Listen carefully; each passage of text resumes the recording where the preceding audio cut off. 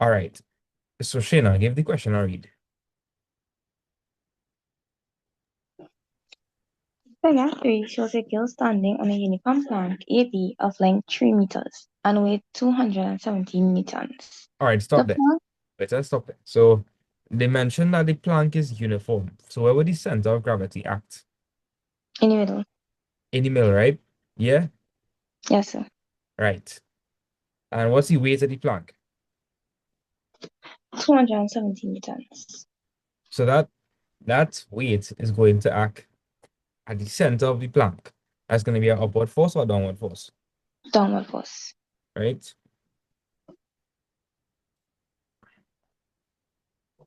All right. And that's going to be 270 newtons. All right. Ready rest. The plank rests on two scales that are located at P and Q, a distance of 2 meters apart. All right. So The scale, P and Q, they are currently holding up the weight of the plank and the weight of the gill length. yes, sir. All right. Now, if they're holding up the plank, would they exert an upwards force or downwards force? Downward. Oh, wait, sorry, upward. I thought this was okay. Upward force. Oh, because if it's holding up the plank, and it literally means it's holding up, like holding up. Yes, sir. Yeah. All right. The scales are, The scales are equidistant from the ends of the plank as shown in figure 3. The scale at P reads 354 newtons and the scale at Q reads 470 newtons. all right, so let's label that. So the scale at P is 354 newtons, and the scale at Q is 417 newtons. Yeah, Yes. cool. Now they're saying that the distance here is 2 meters and it's equidistant on either side. So Shayna, Yes, sir. do let's try to find as much information we could find. Is it possible to figure out the distance from the center of gravity to one of the pivots? Yes, sir. Okay, which pivot you want to look at? Remember, in last class, I told you that you have to decide on one pivot. You can't work with the two at the same time. So which pivot you want to work with?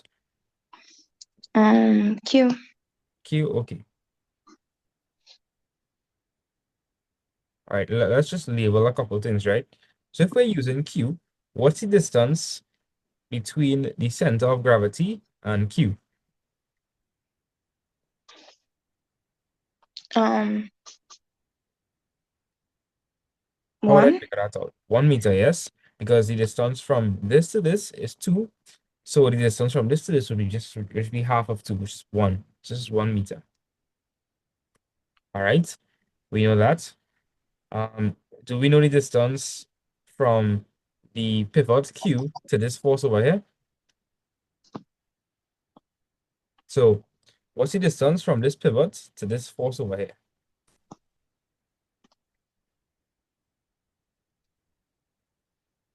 From pivot Q to P, Yeah, Q to P. 2 Two, meters. we have that. So what's the only length we don't have?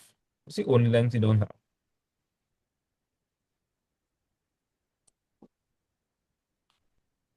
Um,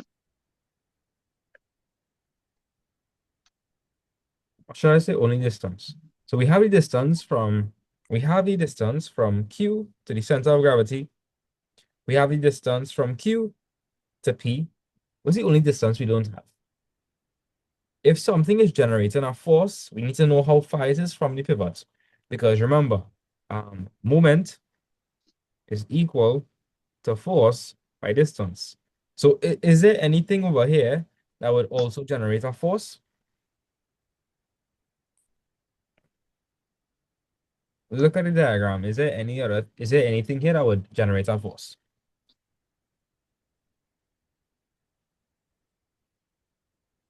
So we accounted for the two pivots. We accounted for Well, the center of gravity for the plank. Was the only thing we didn't consider for. the guilt weight will have a force. Right. You don't find she looking like that one, like the Gill and Squid Game? Yes, sir. Yeah. Wait, I'm gonna draw some lasers.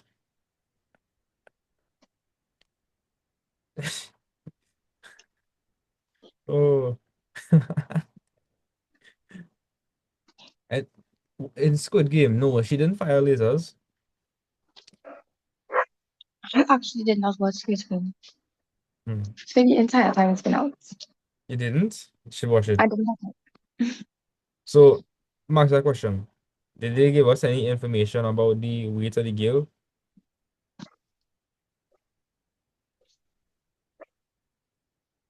No, sir. Right, they did not. So we don't know what the gill's weight is, but we know that would be at what kind of force? Upward or downward? Downward. Downward. So that's going to be downwards. Okay. And do we know what her weight is? No, sir. No. So we want to call that X. X. And another thing, do we know how far she is from the pivot Q? 25 Q. Yeah, do we know how far she is from the pivot Q?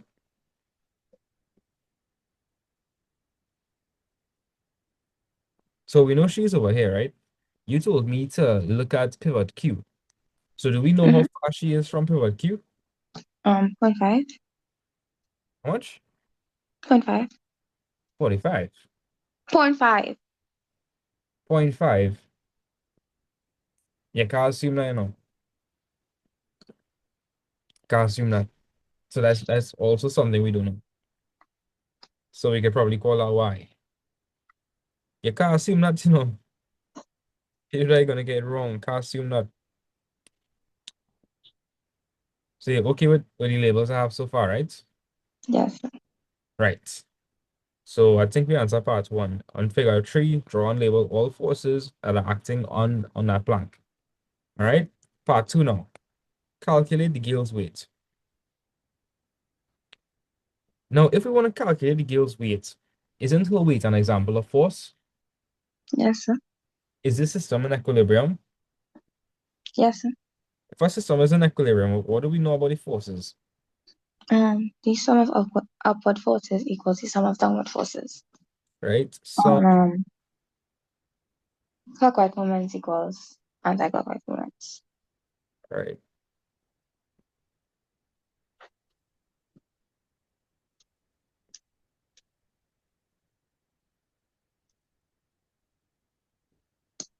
Okay. So let's add up together. Let's add up all the upward forces. So what upward forces are you seeing? 354 and 417. Right? And that would be equal to the sum of downward forces. What are the downward forces in this question? 217 newtons and X. Right? So we're gonna say 270 plus x. Now we can simplify the left-hand side. If I simplify the left-hand side, what am I gonna get? 771. 771, 71. right? And that'll be equal to 270 plus x. What's the next step? You move over the 270, so it'll be 771 subtract 270 All right, so equals x X. so x would be equal to 771 minus 270. And Yes, sir. if you do that, what would you get? 501. Right. Do you understand how I did that? Yes, sir. Now, we just now found for what? X. The Right. gives weight. Right, so x is equal to 501 Newton. Great. So part two, we already do that. I consider that as, yeah, that's E. By taking moments, about Q, calculate the Gale's length, Gale's distance from the scale at Q. So Shayna, they're telling us to take moments about Q, so we had a look at Q. All right. As you can see, there's only one piece of information we are missing. Into the last part, we found for X. Yes, sir. So the only thing we're missing is Y, which is the Gale's distance from the pivot Q. Now, if Q is the pivot, right? If Q is the pivot, we need to figure out what's the clockwise moments and what's the anti-clockwise moments.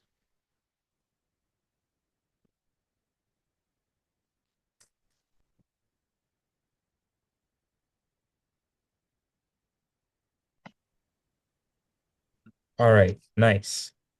Yes, Shayna. I'm sorry. Yeah. We need to figure out which one is the clockwise moments and which one is the anti-clockwise moments. So imagine you have a plank here, right? This force will generate a moment if it's at the pivot. If it are the pivot node will not generate a moment. Nah, so we Well, it just will not ignoring this, zero. right? We just Mhm. ignoring this because its distance from the pivot is 0. And so 417 by 0 is equal to 0. So this would create a moment of 0. Okay? What about this force over here? If you're like pull down the plank, right? And this is the pivot. It will start to rotate in this direction. So that looking like clockwise or anti-clockwise. Watch. Clockwise or anti.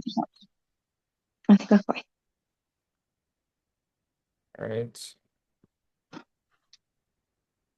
Okay. Anti-clockwise. The 270. Clockwise or anti-clockwise? 270 Yeah, 270. anti-clockwise. Right? Because if you pull this downwards, it's gonna go like this. Right? So that's anti-clockwise as well. What about the 354? Imagine you pull the plank upwards, and if this is the pivot, it would start to rotate like this. So what is that? Clockwise or anti-clockwise? So which one, sorry? It's only Oh, have one, clockwise. right? This could be clockwise. And why are we not bothering with this? Because it will be zero. Right? Not Mhm. bothering with this because it's at the pivot. Not bothering with this force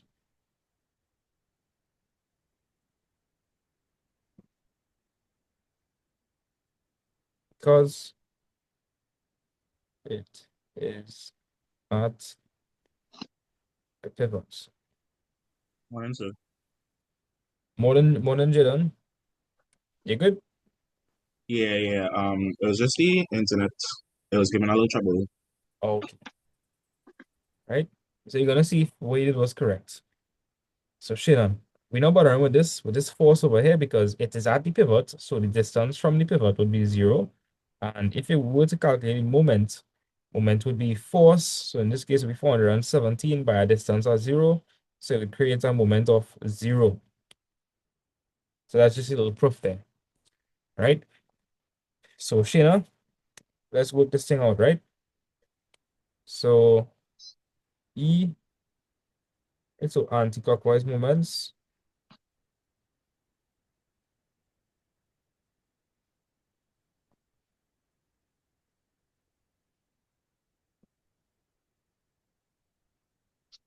All right. So Shayna, how Yes, much anti-clockwise moments we have? anti-clockwise. Yeah, 2. we have 2. So what will be the moment generated by the 270 newtons? How do I find the moment?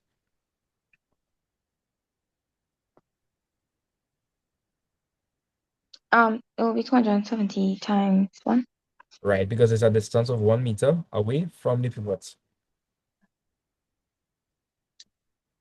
Right.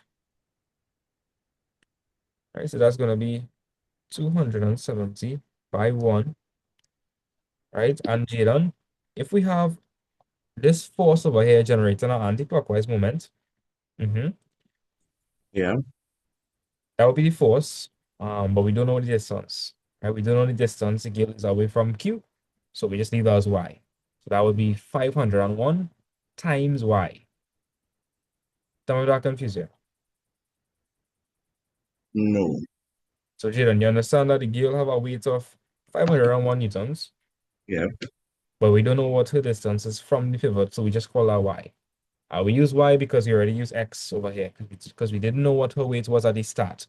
One of the questions was to find for her weight, and to figure that out, we had to Okay. say sum of upward forces is equal to sum of downward forces, and that's what we found for x. So for this one, the force is 501, and the distance we don't know, so we call it y. So momentum will be 501 by the Right. distance, which is y, 501 y. All right, plus 501 y. Right? And Sheena, we only have one clockwise moment. So tell me, how would I work that out? Tell me, Sheena. 400. I mean, sorry, 354 multiplied by 2. Right. Okay. So, Sheena, this is a hard question, eh? So prepare yourself. What is 270 by 1? 270. Hey, boy, you can represent Trinidad in the Maths Olympiad, boy. Wait. Plus 501 y. And that'll be equal to 354 by 2. Okay. Do this one without a calculator. That's how bad it is. I already have it mobile. Okay. 780. Right. Yeah. So, Jalen, what will we do next? I want to find for y. So what should I do next? Um, you're gonna get rid of, well, not get rid of the y, but you have to make the equation as to where you, okay, well, I didn't go about it how you did it. Mine is kind of different. So instead of the 270 and the 500 being on the same side, mine was the 708 and the 270 on the same side. All And then right. I eat the 500 out. All right. So Jalen, what you're saying is correct, but you need to understand the process. Yeah, If yeah, you yeah. if you're trying to find for y, then you want the only thing that's on the left hand side should be y. But right now you see it have 270, right? Mhm. And I have plus 501 times y. So here what we're gonna do. The first thing you're gonna do is you're gonna take the positive 270 and you're going to move it across. Yeah. If I move across positive 270, that's going to turn to what? Negative 708 minus 270. Right, so I'm going to say 708 minus 270, Mm. right? And then I'm going to simplify. So what is 708 minus 270?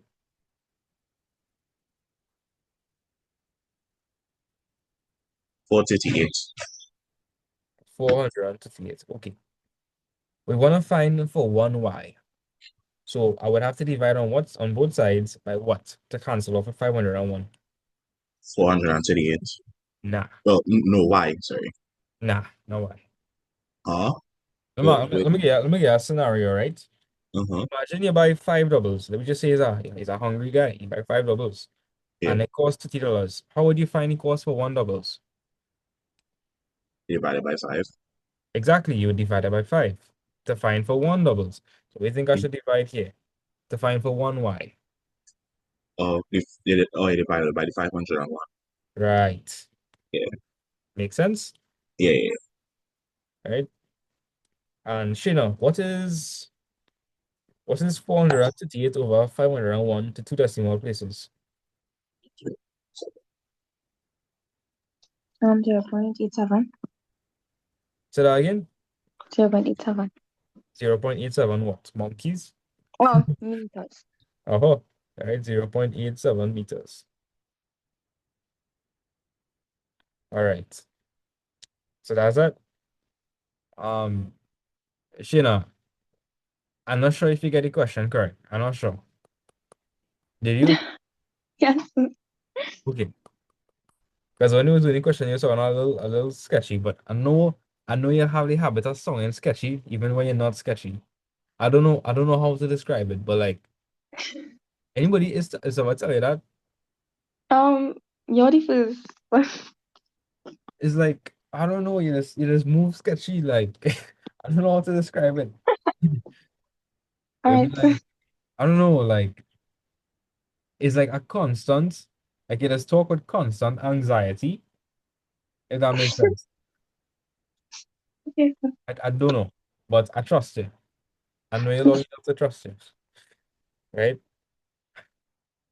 That was like me in standard five. Like I get the question correct, but I couldn't explain how I do it, so I get up. Boy, them days was I don't know if all it come from a generation where like primary school teachers would have tap all your hands and That only ever happened to me in first year. that's That's nice. crazy. Yeah. Yeah, I'm tapping children. Yeah, my teacher was she was a bit I don't know what was wrong with she, That's crazy. but she had this long ruler and she used to punish you if you used to do something wrong. So Uh so Jadon, is there anything you genuinely did not understand? And I know you wasn't there for the first part, but like let me know. no, I got it correct. Like going over from what you have here, I got it correct. I just realized it's just like how you worked out the second part. I did it differently. Let me see. I sent you a picture already yesterday. Let's see.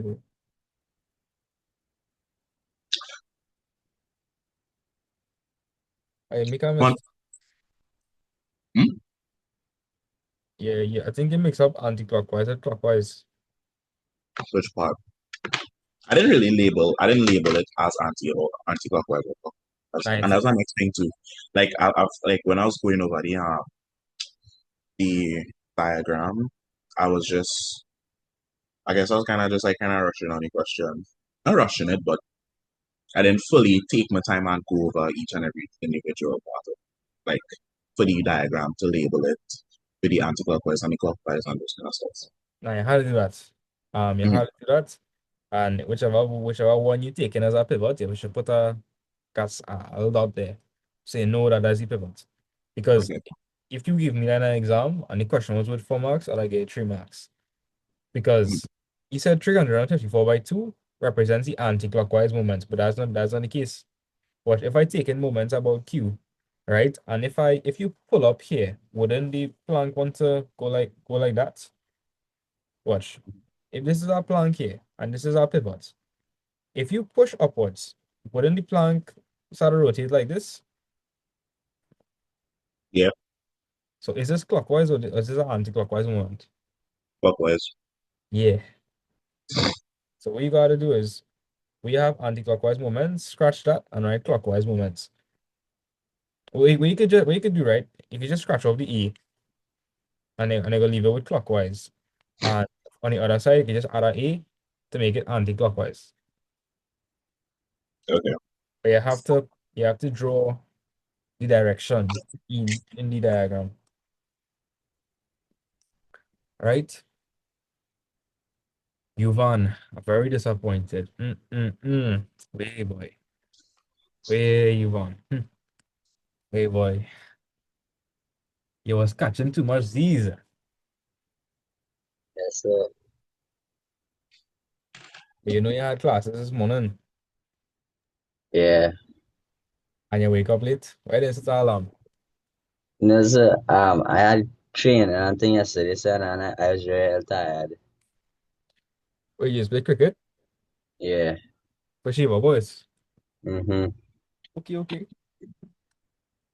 Well, just try not to make it a habit. Try not to join late consistently. Yes, sir. All right. So, Yvonne, let me speed through this question fast, right? Let's speed through it quickly. All So, right. Yvonne, give the question. I read. Figure 6 shows a uniform meter rule balanced horizontally on a fulcrum with a mass of 0.24 kg hanging from one end. G equals 10 Newton kilograms. All right. So, Yvonne, first things first, they're saying it's like uniform meter rule. If it's uniform, that means it has the same density throughout. Yeah. So, where would the center of gravity act for that And meter? between the fulcrum, No, no, no.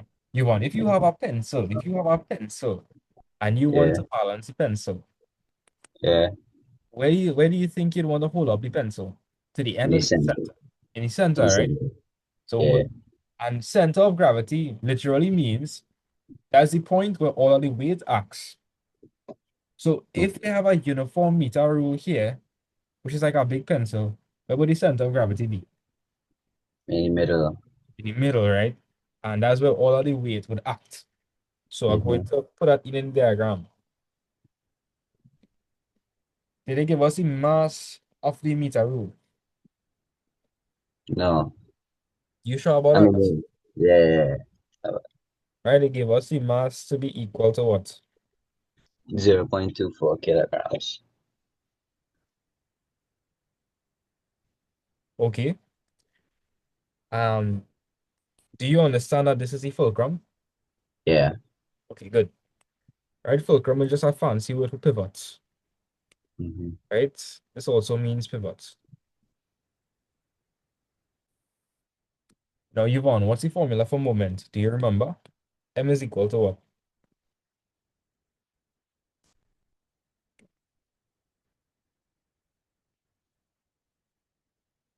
You guys could help him. But Yvonne, see if you can remember it. Moment is equal to what? It's Momentum uh, but force by um distance. Right. And that's not just any distance, that's the distance from the pivot. Yeah. From the pivot. So Yvonne, if I'm considering this mass over here, right? Mm-hmm. If I'm considering that mass, what would the distance be for that? 0.18. Yes. I now realize they didn't give us the mass for this, right? Never mind. The mass that they gave us was the mass for this. So I'll pack that up, right? Yvonne, as a matter of fact, we don't know what this mass is. We don't know what it is. If you read back the question, you'll see that they said it shows a uniform meter rule balanced horizontally on a fulcrum with a mass of 0.24 kg hanging from one end. So Yvonne, the mass that I was talking about was this mass, right? We don't know the mass of the meter rule. You understand? Yeah. Right. Now, Yvonne, when we dealing with principal and moment questions, are we dealing with mass or force? Mass. Right. Is mass a force? Yeah. No. Nah, mass is not a force. Uh, What is a force? It's also W. versus weight. Wait, yes. So here what? Any masses that they give us, we'll have to convert it to. Huh? So any mass that we are given, we have to convert the mass to. To the weight. Exactly. Right. So let's handle part one. Part one is asking us to calculate the weight of the 0.24 kg mass. You remember the formula for weight?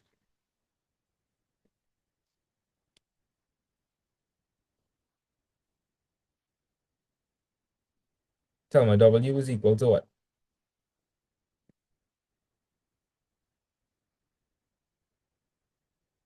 W equals to mg. Right? W. Mass and gravity. Right. Now, what are they giving us gravity to be in this question? 10 newtons kilogram. Right.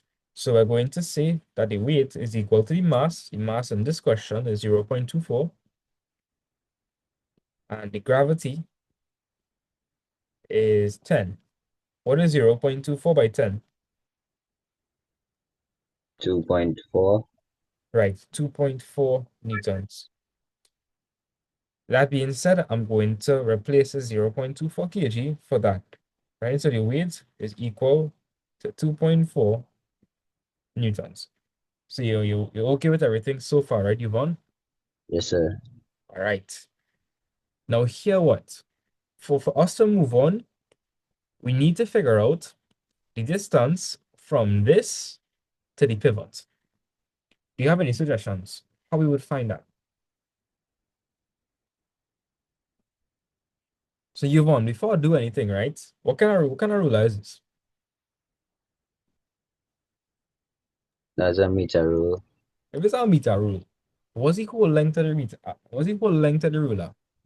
1 meter. Exactly 1 meter. So this Yeah, whole thing is 1 meter, and yeah. you know how much people would I get caught lacking? Like they'd be like, what? What's the length of this thing? They never give me it. But it's any name. Yeah, it's any name. It's any name. Right? Sheena, would you have got caught with that? No, Yeah, sure. I, I'm hopeful that I will. Jaden, would you have get caught with that? So if I'm being honest, most likely, sometimes I just like I was like focus on the diagram and I might have just fast pass it, but I just go back and read the question. So I'd like start the question and be like, okay, let me work it out, and then when I do looking for the length of the thing, I'll be like, it now, They say and then meter I'll go rule. back. Yeah, They say meter rule. yeah, that's happened. All right.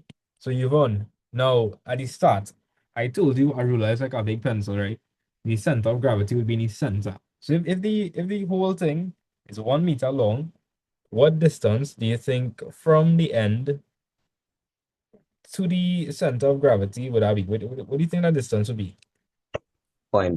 0.50. Right, point 5. You can write point 5, you can write 0.50. I don't want it acceptable. It means the same thing. All right. So, Yvonne, is it possible for me to figure out the distance from the center of gravity to the pivot?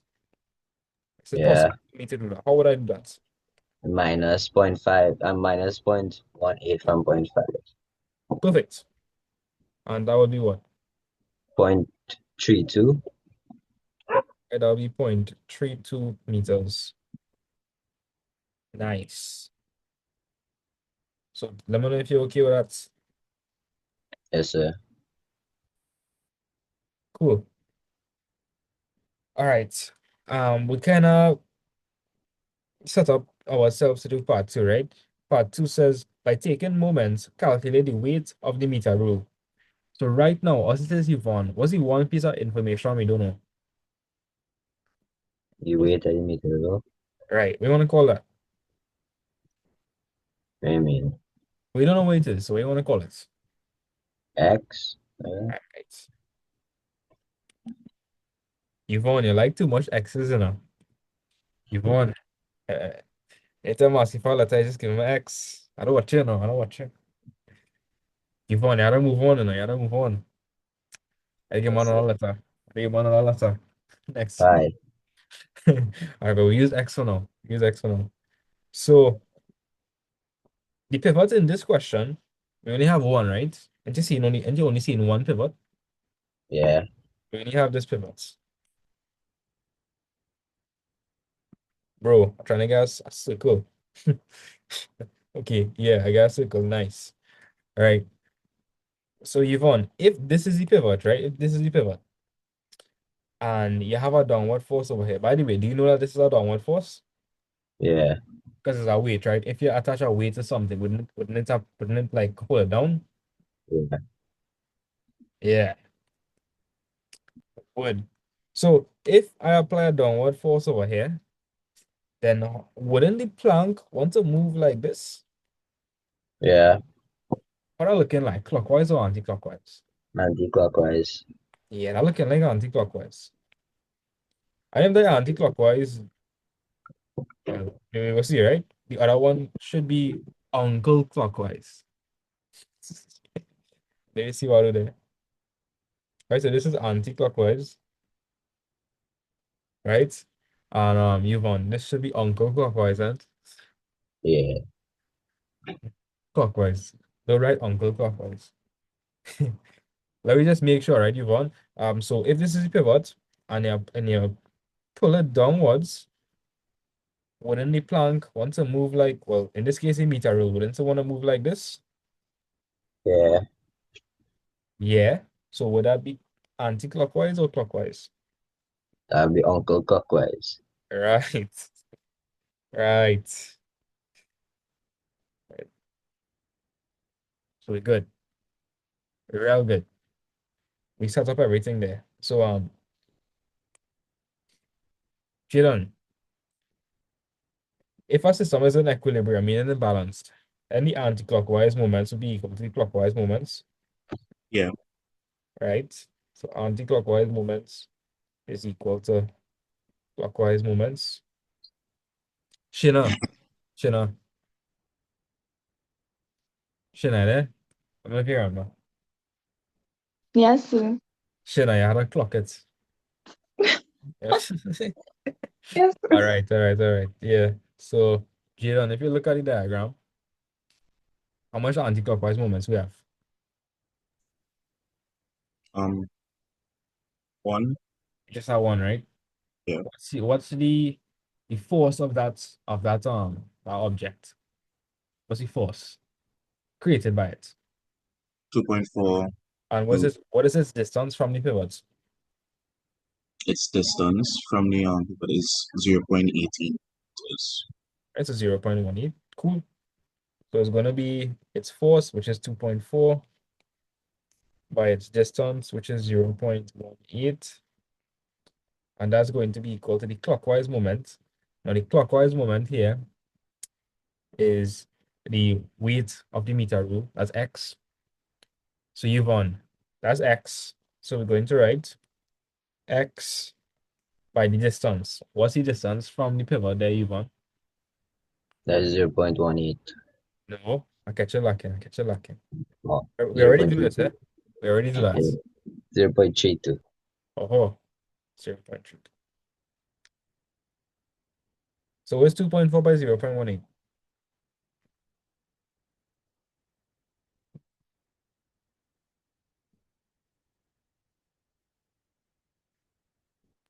0.3. I mean 43. You say that kind of unsure. I'm not plugging this into the calculator. Yeah, I put it in, I get 0.432. I get 0.432. Yeah, that's what we just summed up. Nice.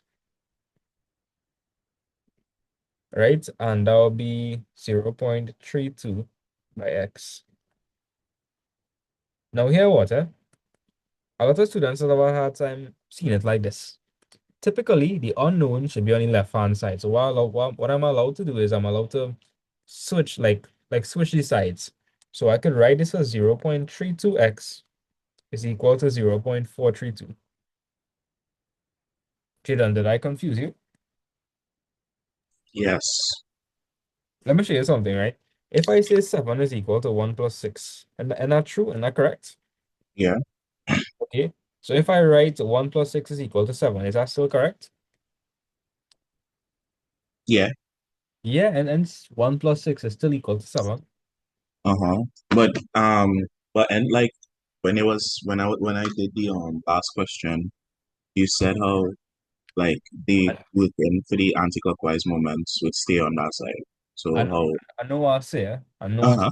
I know what I Yeah. said that. But that's Okay. that applies when you put in on the initial conditions. When you're doing the Uh-huh. algebra, you can do whatever you want, Oh, okay. right? So we're doing algebra here, so you can do whatever you want. But I'm glad you brought up that, right? The main thing is when you're setting the equations, it must follow this, Okay. right? Right, so then we can divide both sides by 0.32. You understand why I divided both sides by 0.32? Yes. Because you're trying to find for X. Well, one. Yes, I'm trying to find for 1x, right? So this will cancel off. So Yvonne, tell me the answer. Uh, I didn't tell you since my dog was back in. I'll wait to tell me the answer. What's the answer for x?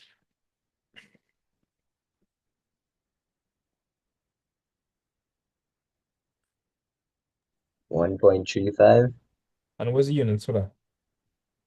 meters. Nope. Oh, We're trying to find for what? are you trying to find from a weight or a Right. mass? No, I not got a mass. I can't say a weight or a mass. A weight and a mass is two different things. yeah. Weight is a force. Mm-hmm. Mass Mass is something that's constant. Mass is the amount of matter in our body. That'll change. Right? So the unit for weight should be what? Newtons. Right. Okay, cool. Yeah. Now they want us to calculate the magnitude of the force of the fulcrum acting on the meter rule. All right. It's only sounding hard, but trust me, it's not that deep. All right, so Yvonne, if a system is in equilibrium and the downward forces must be equal to the upward forces, Yeah. think about it, Yvonne. If you want to hold up this meter rule, and you need to be applying the same amount of force as it's exerting downwards. Uh-huh. Yeah, if our bench to hold up people, then it needs to be exerting an upwards force, right? Equal to the weight Yeah. of the people sitting down on it, plus the mass of the desk. Yeah. So Yeah. show you how this is gonna work, right, Yvonne? How much downward forces do we have in the question? And by the way, let me just put in what we found for x. I believe x was 1.35 newtons, yeah. Right. So Yvonne, tell me what the downward forces are. Is 0.24 kg and 1.35 newtons. No, that's if I ask you for the downward forces, you can't tell me mass. Uh, 0.24 kg is mass. I'm not asking for the mass, I'm asking for the weight. 2.4 newtons and 1.35 newtons. Right. So remember, if a system is in equilibrium, the downward forces must be equal to the upward forces.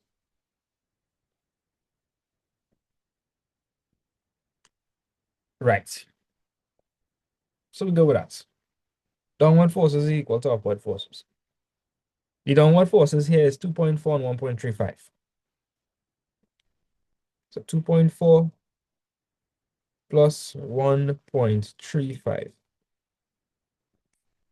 Cool. And what is the only upward force here, Yvonne? What's the only thing here that would create an upward force? What is holding up the entire thing? The pivot. Exactly, the pivot. So only this would have an upward force.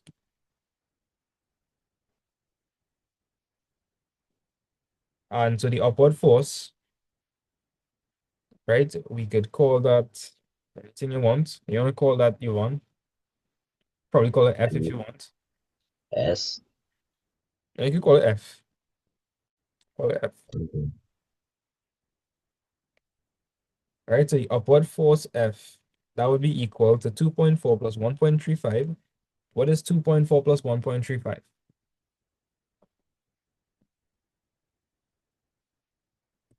That should be 3.75. Yeah. Right, so Jadon, hope I didn't confuse you. So like you understand, I put the downward forces, then I put the upward forces, and Yeah. then once you define this equation, you can go ahead and do the Yeah. algebra how you want. So what I did was I added up this, right? I get 3.75, but when you're finding for something, you typically put the unknown on the left-hand side and you put the answer on the right-hand side. So I wrote F here and I wrote the sum of these two. Right. You understand? Yeah. Nice. So that is the magnitude of the force of the fulcrum acting on the meter rule. It's something confusing, but they're basically asking you to find the force of the fulcrum acting on the meter rule to keep it up. So they're asking you to find the upward force. So that's that. Is everybody okay with principal and moments? Let me know. Yes, sir. Yeah. Yes. All right. Julian, Yes, you sir. center of moments. What's the center of moments? Principal and moments. You good with it, right? Yeah. Cool. The next thing we have to look at is Hooke's law. Let me just give a little like a brief context about Hooke's law, right? Everybody here know what a spring is, yeah? A spring. Yeah. Okay. If you Let me just discuss a couple of things. Let me just say we have this spring, right? And it has a length of 4 centimeters, right? And I'm applying a force of 3 newtons. If I apply a force of 6 newtons, what do you think is going to happen to the length of that spring?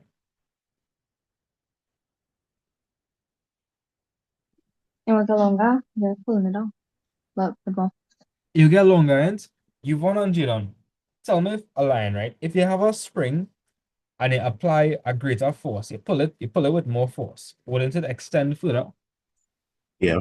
It all makes sense, right? So it goes like this. If you have a spring with a length and you apply a force, it's going to extend. Cool, right? It's going to extend. And the extension is directly proportional to the force.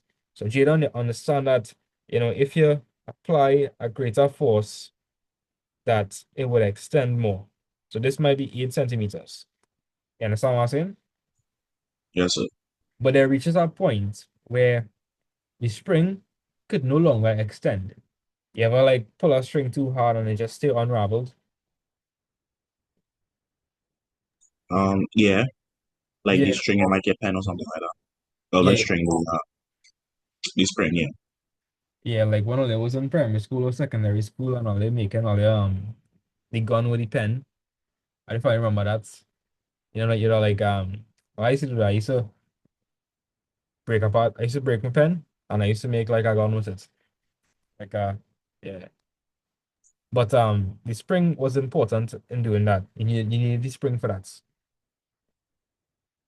So Yvonne, do you understand that if you apply the more force you apply on a spring, the more it will extend. Do you understand that? Yes, sir. If you pull with too much force, there reaches a point where you would you would go past the elastic limits. That's the proper way to say it. And Yvonne, what basically what I'm saying is, and if you apply too much force, and it would reach a point where the spring would no longer contract back, it would just stay there, unraveled. Yeah. Yeah. Right? At that point, it no longer obeys the law we're saying.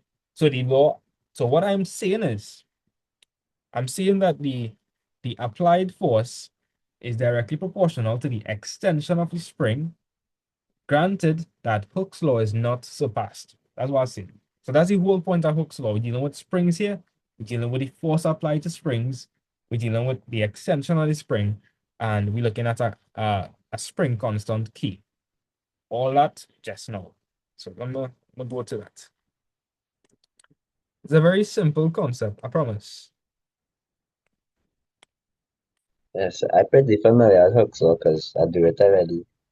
Every time. Okay. Okay, nice. Let's take a picture of this. This is one past students. I now realize I kind of looking like chipmunk colors until I know like Alvin, and the chipmunks. Alvin, Simon, and Theater. Yeah, I don't realize that the colors I put is the same colors for chipmunks. That's hilarious. I will send them this after class. Right. So Sheena, a way to study what's going on here, right? So we have an unstretched spring. And Sheena, do you understand that um a spring in its resting state and it would have a certain length? Yes, sir. Nice. If I apply a force, wouldn't it extend? Yes, sir. So how would I find the extension? If I have the original length and I have the new length, I could call this L1, I could call this L2. How would I find the extension? How would I find for E? Subtract L2 from L1. Well, I think you meant to I say mean, subtract L1 from L1 from L2. L2. Right. No. Yeah.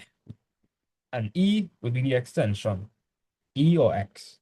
Right, Jalen, you understand what I'm saying? Yeah, So if I start, right, this spring was say 4.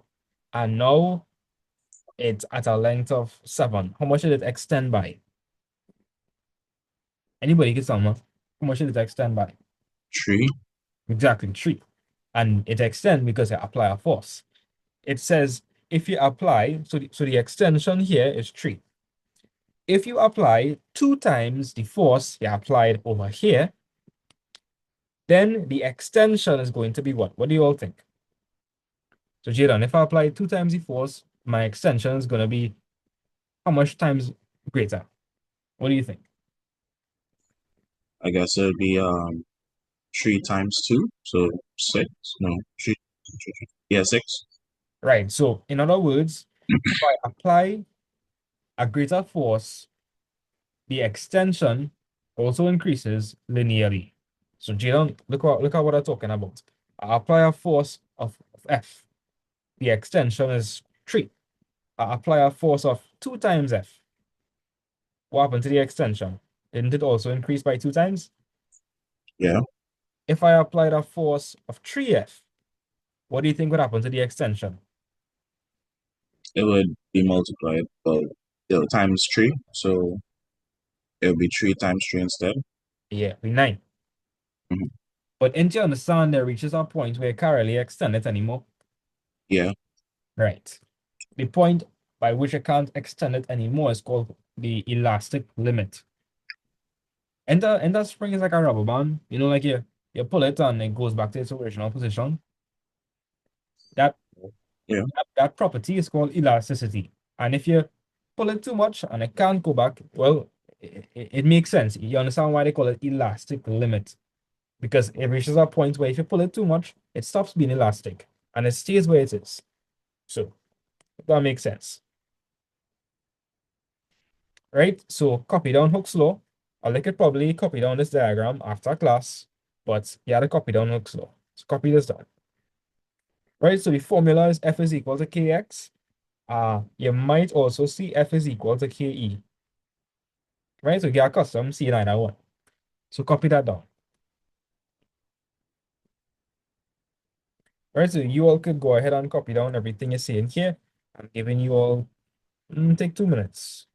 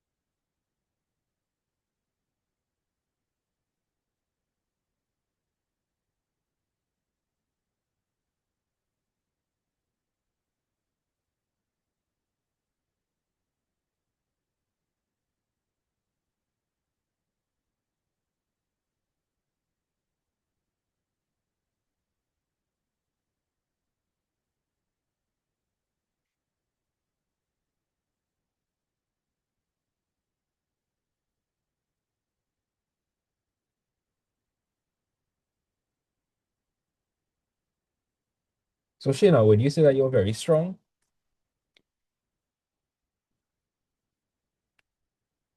I guess so. I don't You know. get okay. So let me see. If I were to replace these names with you all in class, right? Um, okay, who do you all think is the strongest in class? I don't know. I feel like Shayna kind of scary. I don't know. I feel like Shayna have some superhuman strength. Shayna, S for Superman, you know. Yes, sir. Yes, I'll she take it as definitely well. taken out. She taken out for sure. I feel so. I feel so. So like if I replace it, then I will say that this is Shayna. I will say that okay, so Yvonne and Jayla, I'll let you get out. I feel Jaden. You feel Jayla will be F. I feel you've won or not. All right, I'll put Yvonne, put you over here. right? Actually, no, you want up here as this one because you come to class late. It was sleeping, right? You're probably sleeping away. You're probably not even applying a force to the string. I mean, you're probably not even applying a force to the spring because you're sleeping, right? Yes, sir. You didn't even wake up yet, so you can't apply a force it, right? All right. So yeah, Yvonne, this is you, right? Jada, this is you, right? So y'all get the times copied on this, or you still have some more to copy down. It's fine if you still have more to copy down. A little bit again. All right.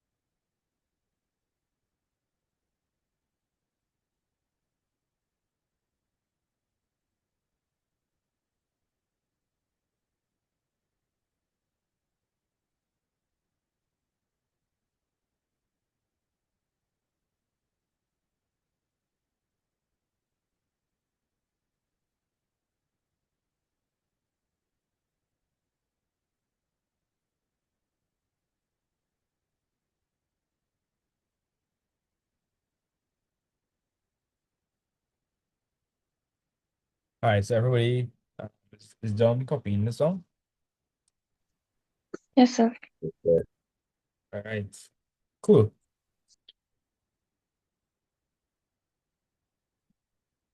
All right.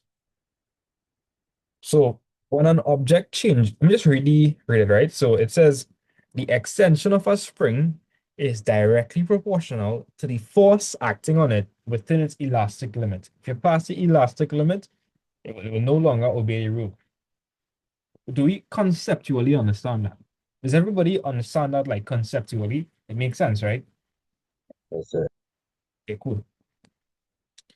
When an object changes shape due to the action of a force upon it, the object is said to experience deformation. On the diagram, the initial length of the spring is noted as L naught. This is when no weight is attached. So L naught is the initial length.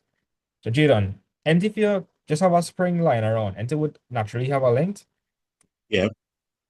right? That's the original length, L naught. Right. However, when a force is applied, the spring would extend. This extension is noted as X. Right. So the total length of the spring would now be the original length plus the extension. So Jadon, does that make sense? If this is the original length, right, we're calling this L naught. And this is the extension X. And the new length, wouldn't that just be the original length plus the extension? Yes. Yvonne, tell me if you understand that. Yes, sir. Trina, do you understand that? If this is L naught, this is the original length, and this is the extension over here. Wouldn't the new length just be L naught plus the extension? Yes, sir. Okay, great. Great. So I'm going to give you all some time to copy this down,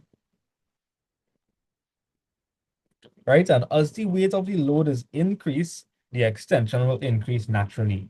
So if the weight is double to 2F, then the extension will double to 2X. So like, I hope we're making sense.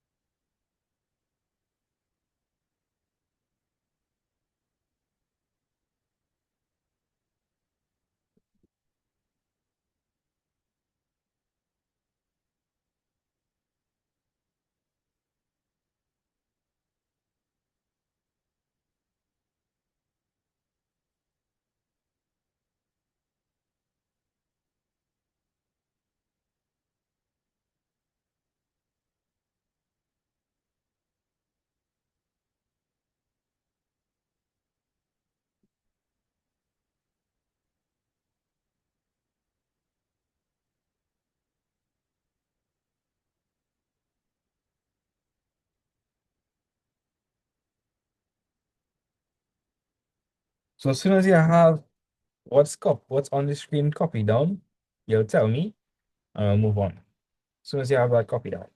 Soon as.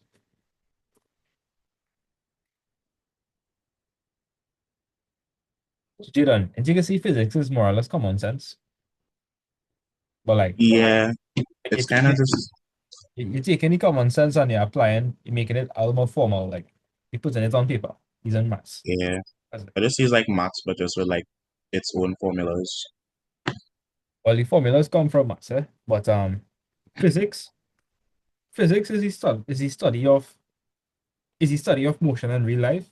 And well, maths is the language of everything. So you use maths to just transcribe what's going on paper on the paper.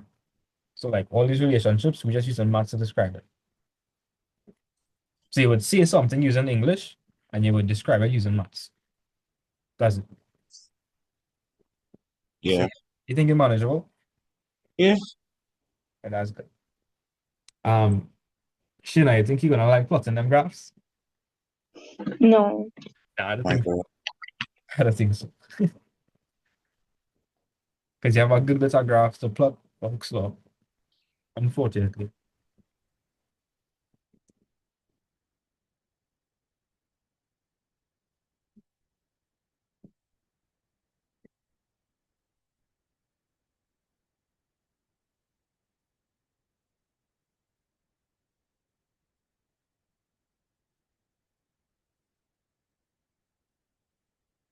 Yeah, so don't wait around it. As soon as you have everything copied down, tell me.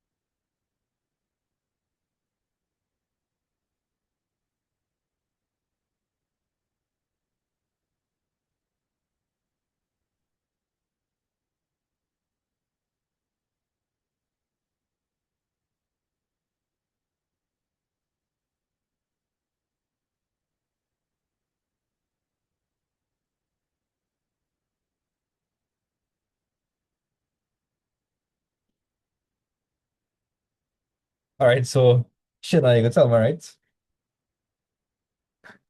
So You I'm not finished. you know, finish. You won. What about you? Don't lie. Don't lie, yeah? Just because she not finished, that'll mean I have to say all you finished too. Nearly. Nearly finished. Jaden, are you nearly finished? Yes, sir. Okay, cool.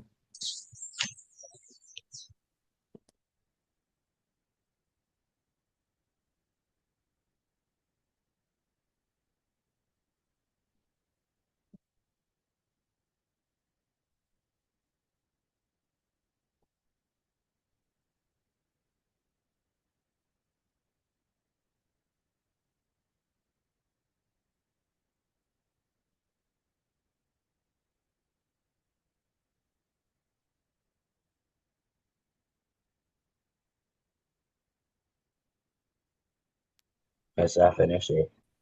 Okay, cool. Same here. Let me just go up to this to take a picture for the gram. You know, hashtag math vibes, etc., etc. Take a picture of this. Which one looking nicer? This one or this one? This one or this one? Which one? First one or the second one? Tell me guys, which one looking better? First one, I think. So, oh, you don't find this looking like the girl from Squid Games? Yeah, Yeah. Yeah, yeah. I like Instead of fluid, imagine opening all the physics paper and I see that. And you're scared to move. All right. Picture right there.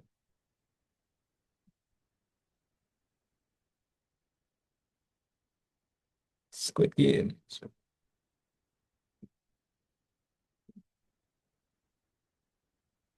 Only watch the Squid Games movie by chance? I mean, not movie, the series. No, like too much pressure to read out all the captions. Yeah, but in dub though. They could play it on English. Yeah, Oh well, yeah, we they do watch have it. it on. They do have it on dub. Yeah, and when you're watching it, it has reached a point where it's just like I'm telling you. Sometimes I'll be watching anime, or I'll be watching a Chinese movie or something, and like I will ask myself, wait, that movie wasn't in another language? Because when you just keep reading it, I don't know, it's just sound like English in your head, if that makes sense. It just started sound like English. So Real, what's your favorite anime? my favorite anime, boy, oh boy, Wonder Boy. That's a good question. I tell you, Naruto's peak. Like I grew up watching Naruto. Um, I watched back Naruto again. Like that's just the deepest, like this is the best anime. Boruto is an abomination, but like Naruto, wow, that had to be up there. Now Demon Slayer, if we talk about new gen, Demon Slayer is insane, right? Like, yeah, I had to love Demon Slayer. Yeah, I love Demon So Slayer. my favorite anime is probably Seven Deadly Sins or JJK. Seven Deadly Sins and JJK. Why Seven Deadly Sins? Because Is it Melodious because of the immaculate aura famine? probably. Probably that's Who decided that? If you talk about aura famine and solo leveling, girl, I beat Oh it out of yes, yes. Hey, now that last fight with Jeju you. Island, boy. Hey, boy, that was That that is really. that was some heat, boy. Wait, nah. Mhm. That was epic. I was on. If this If guy I show, be honest, I yeah. have a real big crush on Hunter here in China. Hey, yo, hey, let me not talk about. I mean, you could talk about it in terms of attractive forces, right? You could talk about it in terms of attractive forces. That is physics, and that's physics, right? Yeah, But let me lock back in and continue with Hooke's law. So all probably so Jadon, you hear me talk about force and you hear me talk about extension, right? These yeah, things make sense. You're probably wondering, well, but what the hell is K? Probably wondering, well, what does K means? What is this K about? Yeah? yeah, Okay.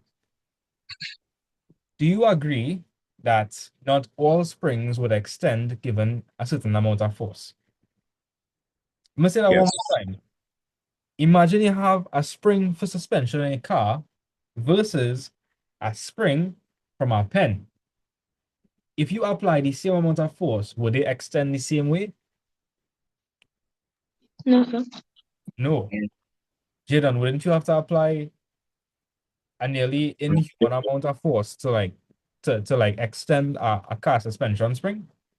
yeah, But if you apply that amount of force on the spring from the pen, you immediately break the spring, right? yeah, yeah, Right. So I think I'll get what I'm going with this. Each springs have different levels of um pliability, if that makes sense. And we call that the spring constant.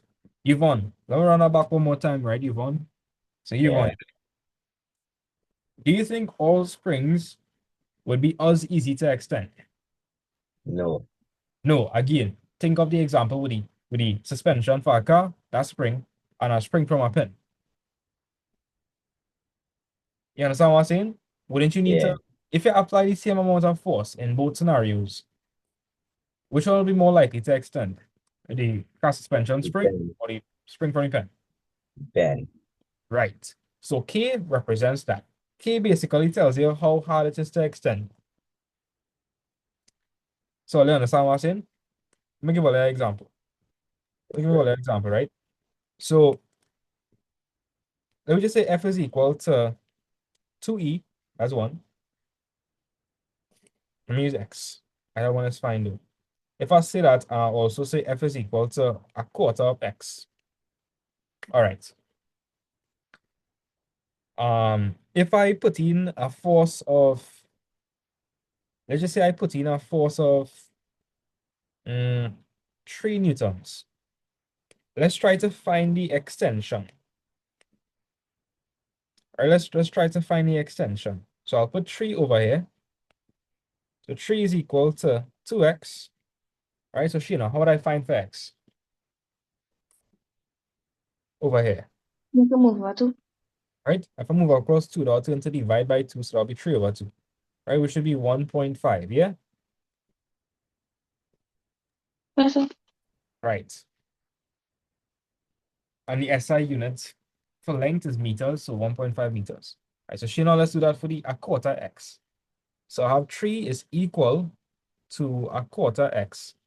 If I want to find for x in this case, I would need to multiply by 4 on both sides. Yeah? Yes, sir. If I do that, I'll end up with 3 by 4 is 12, a quarter by 4 is 1, so we get 1x. Right, so x is equal to 12 meters. Right, so Sheena, I'm applying the same force for both of them, but which one extended more? F is equal to The 2x, second F is one. equal to a quarter x. The second one. Exactly. So you've 100 and until I could see how by me changing k, I'm affecting how easy it is to extend. Mm-hmm. Yeah. I probably would have lose all the way maths, right? So I'm gonna go through that one more time. So you've 100 and I'm applying a force of 3 newtons for both of them. So do you all understand that F means force? So if I'm saying I'm applying a force of 3 newtons, I'm going to make a substitution. I'm going to replace F with 3. Yeah? Yeah. Okay. And I write 2x. Now, x stands for the extension. X stands for the extension I want to find for x. So I will divide both sides by 2. So x will be equal to 3 over 2. Jaden, are you confused? No. Okay, good. Right, so if you apply a force of 3 newtons for this spring, it's going to extend by 1.5 meters. Understand? Yes, sir. So If you apply that same force over here, you're going to make a substitution again. You're going to replace F with 3. 3 is going to be equal to a quarter x. Jaden, we want to find for 1x. So what would I need to multiply by a quarter to make it 1? If you have a quarter, what by a quarter would give you 1? In other words, Jaden, how much quarter slices you need to make 1 slice? To make the whole thing. well, you need 4 quarters to make it whole. So what do you Exactly. need? You multiply 3 by 4. 3 by 4 is 12. A quarter by 4 is 1. 1x, so x is equal to 12 meters. So Jaden, which spring was easier to stretch? The one with F is equal to 2x or the one with F is equal to a quarter x? The one with F is equal to a quarter x. Right, because with the same force, it's extended a lot more than Further. this one. So I hope all you understand what K does. That's what K does. It shows you how easy a spring is to extend or not. That's what it does. Right? And the proper name for it is the spring constant. So I want to copy that down. Right? Look it right here. So copy this down. So it corresponds to the stiffness of the spring. So copy that down. While you're at it, best of all, let's just copy down this whole thing one time, right? Copy down this whole thing. I'll give all it 5 minutes.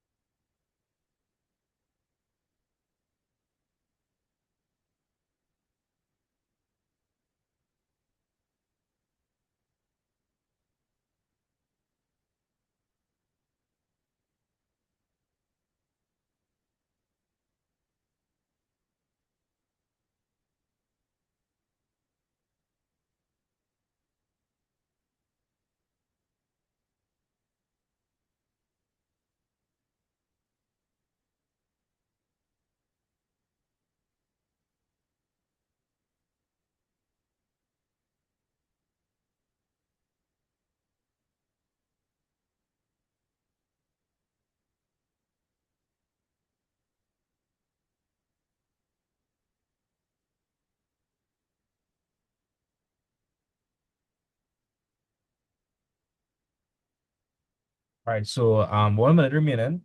Are you all nearly finished copying down everything on the screen, including I the Yes. just need to draw diagrams? a thing. Guys? Yes, sir. Yeah, okay. Including the graph, eh? Yeah, the copy on the graph. You need to be able to distinguish between the two graphs.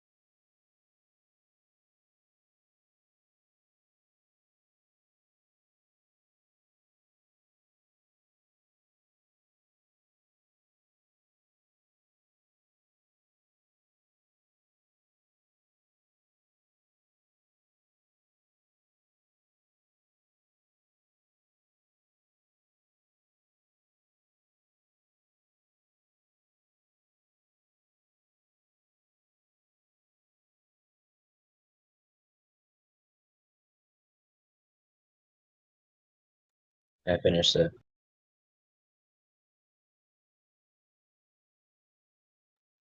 All right, nice. What about the rest of you guys? Sheena, some more going on. I'm So, drawing the done. Um, Dylan, was it you that said you're done? I'm drawing the diagrams, the second one. All We right. finished, sir. Yvonne, you finished the diagrams as well? Yeah. All right, send me a picture. Are your notes? Let me see what you have going on.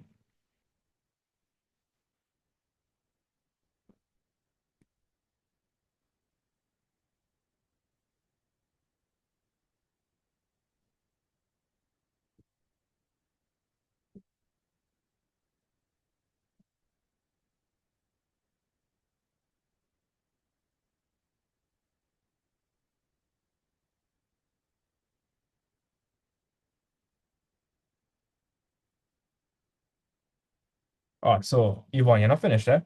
So you have to label your axes. You have to put extension, comma, x slash beta. You have to put force, comma, f slash n. You need to put length, comma, l slash m. You have to put all of that there. All of that.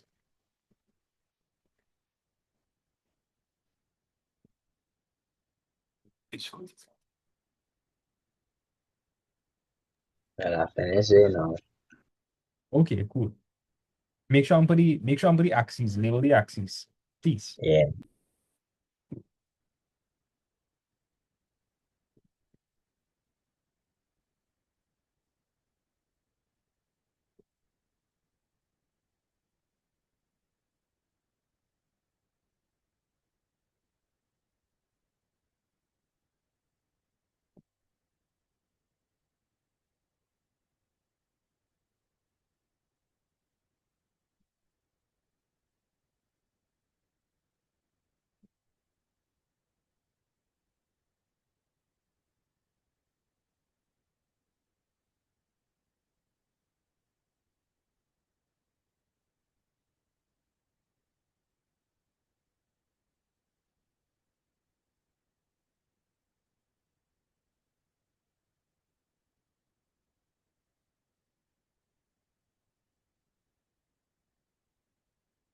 All right, so the rest of you guys, as soon as you're done, let me know. So done. All right, Sheena, what about you? Yes, sir. All right. Here what? Sheena, I'd like you to read the constant key. And don't just read it, try to understand it. So read the constant K.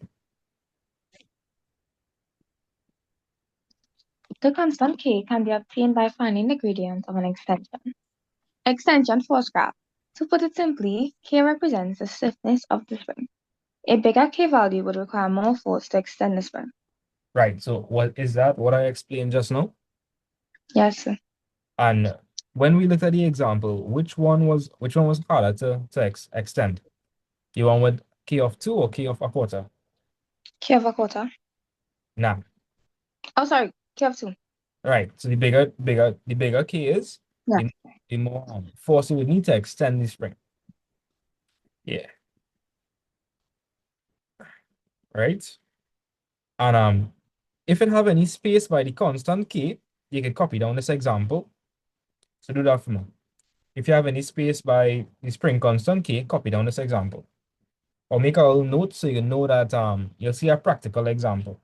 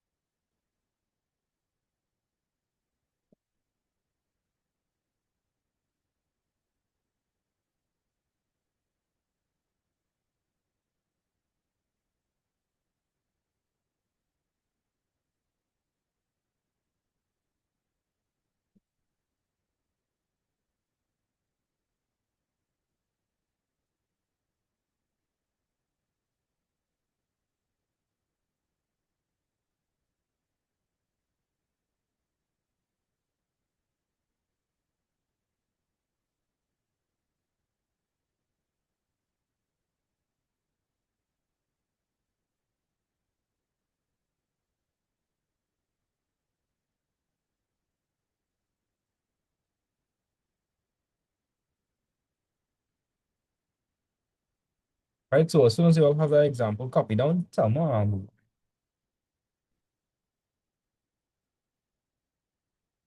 I done, sir.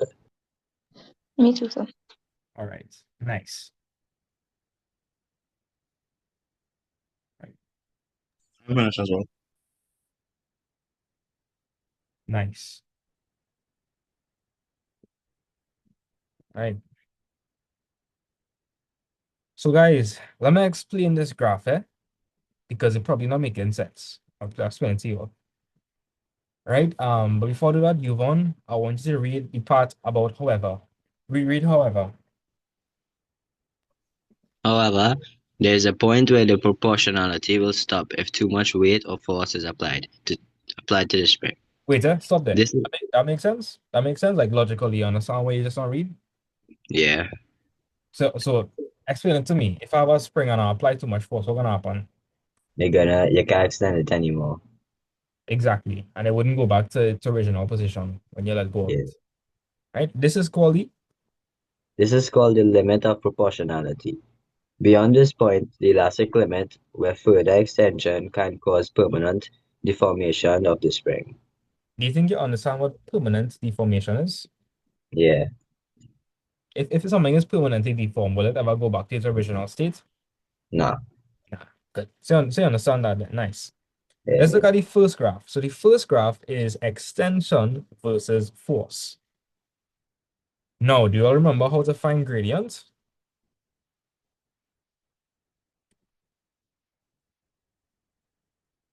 Yes or no? No, sir. I can't. All right, so gradient is just the change in y all over the change in x. And to find the gradient, the mathematical formula for it is y2 minus y1, which means change in y, because yeah, you're finding the difference between two y values, and the change in x would be x2 minus x1. Now, if you look at the graph in this question, I mean in this piece of note, this would be the y-axis and this would be the x-axis. Are you all confused by that or you understand that? Understand it. Is there anybody confused by me calling this the y-axis and this the x-axis? No, sir. No? Okay. Oh, so, Jadon, you confused or you good? I get All right, so I want you to copy down a little note for gradient. This is a little note about gradient. You'll need to know it for every single thing in physics. Like once there's a graph, you need to know how to find gradient. So to find gradient is the change in y over the change in x.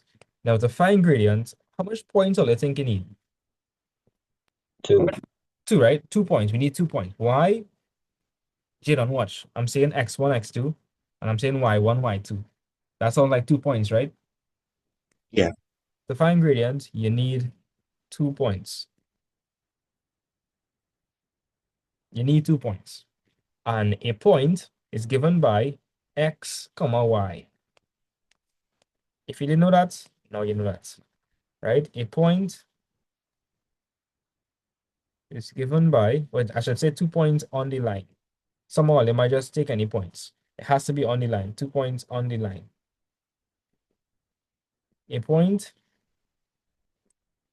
is given by x, comma, y. So, Jaden, a way to think about it. If you see my right first point, what do you think that would be? Either y1 and x1. Yeah, let's say X1, x1. X1, x1 that's and it, 1, right? And what do you think the second point would be? x2 and x2 and y2. Yep, x2 and y2.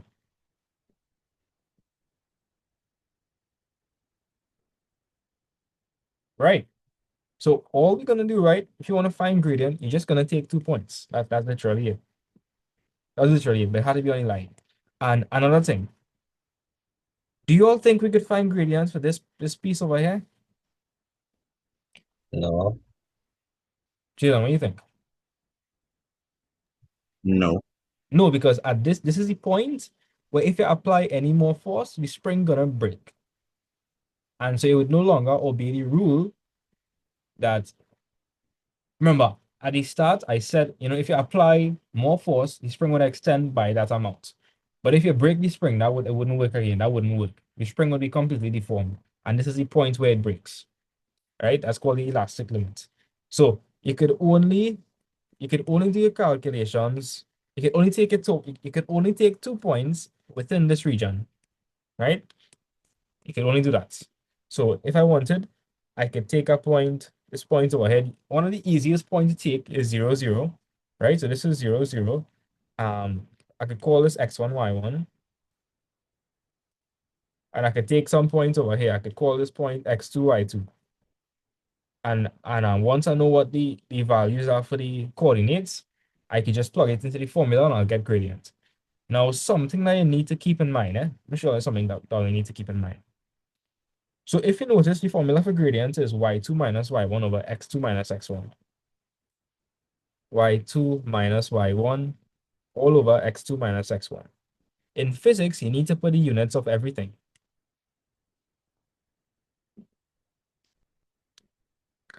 In physics, you must put the units. So, Jilan, if I were to ask you what's a unit for the y-axis, what would you tell me?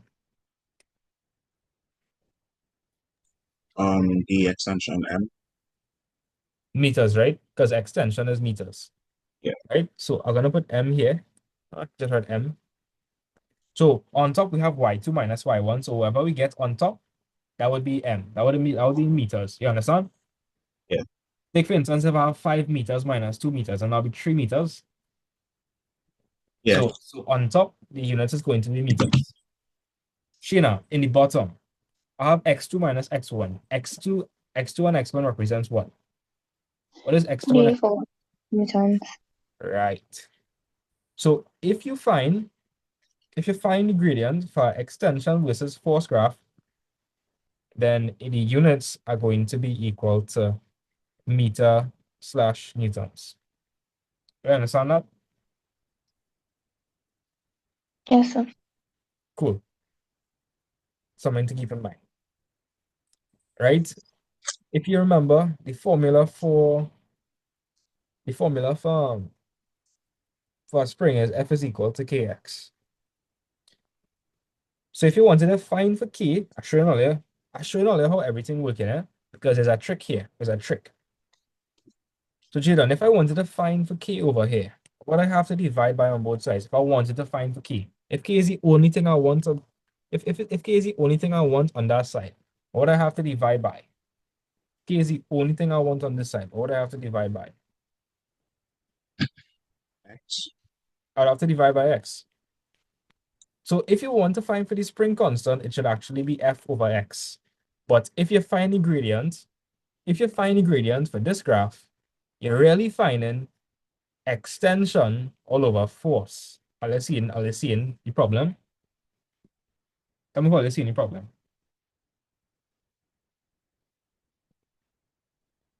Let me run that back one more time. I feel like I lost all it.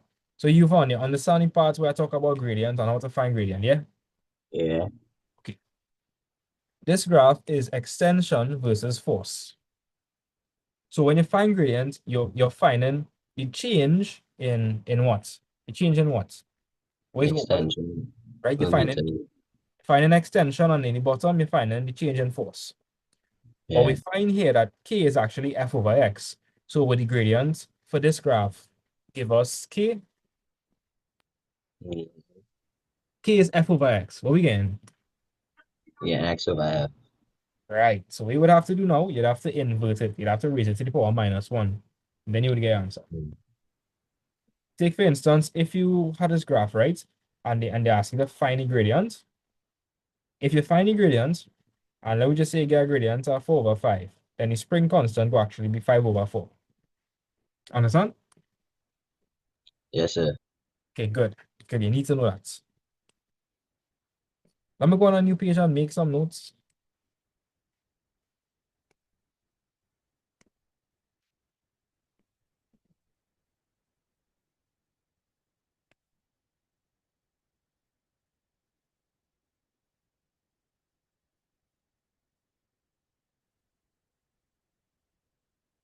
First thing I'm going to discuss is gradient.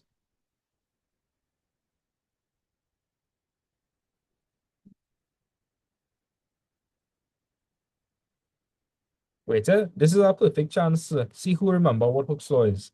Could somebody tell me what Hooke's law is? Do you remember what Hooke's law is? Also, is the extension produced that is proportional to the force applied, and the elastic limit exceeded. It sounds like you have the right gist of it, but you had to work on your wording a little bit. Right, so Shina, tell me the first thing. But what you said was correct, right? You've won it just so you could improve it. Shina, come on. The extension of the spring is proportional to the force acting on it within the elastic limit. Right. So the extension of the spring is proportional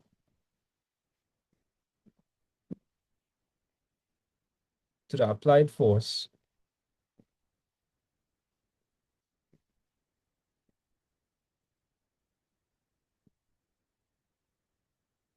within the elastic limits. Right? And Yvonne, just remember what's the main equation we're going to use? F is equal to, F is equals to Kx or Ke. right? F is equal to Kx, or F is equal to Ke. Nice. So we understand that F, what does F stand for? F is the force applied. What does K stand for? The extension, No, K stands for the spring constant, remember? K. or yeah, And it tells you what the spring is. It tells you what the spring is. Remember the example I gave you with the the, the suspension spring on a spring from a pen. That's what F. It refers to the what of the spring. S. ST. STI. Guys, Come on. What's the difference between a car spring for suspension and a spring from a pin? You won. You could do it. That's what STID. You won. A stiff. The stiffness. Yeah, exactly. The stiffness. So the spring constant talks about the stiffness, right?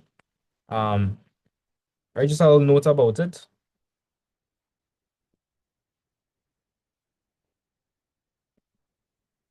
The larger it is,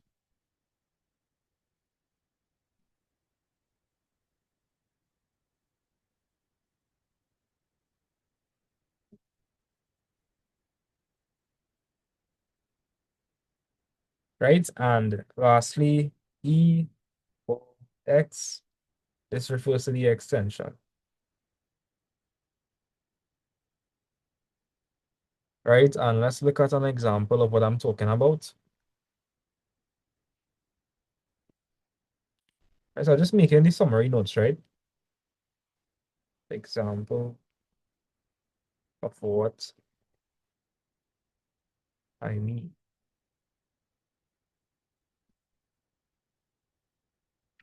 Take, for instance,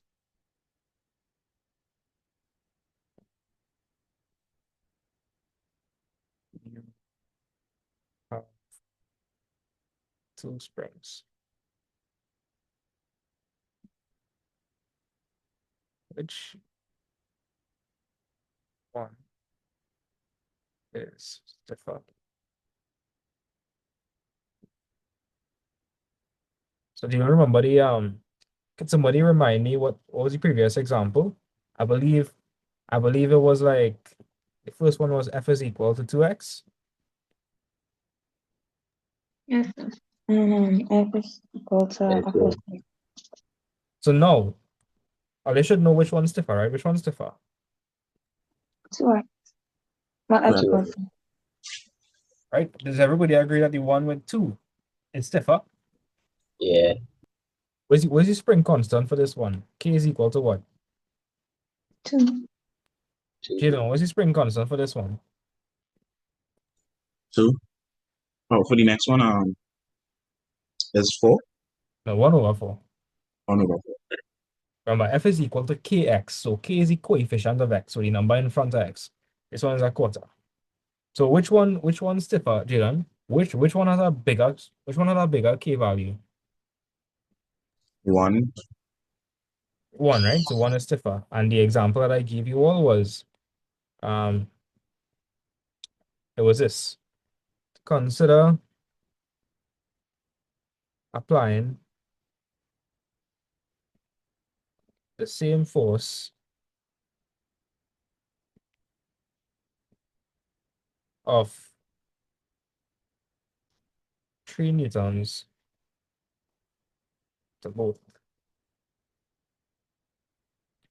Which one will extend more? Could you all tell me which one would extend more? 2. Yeah.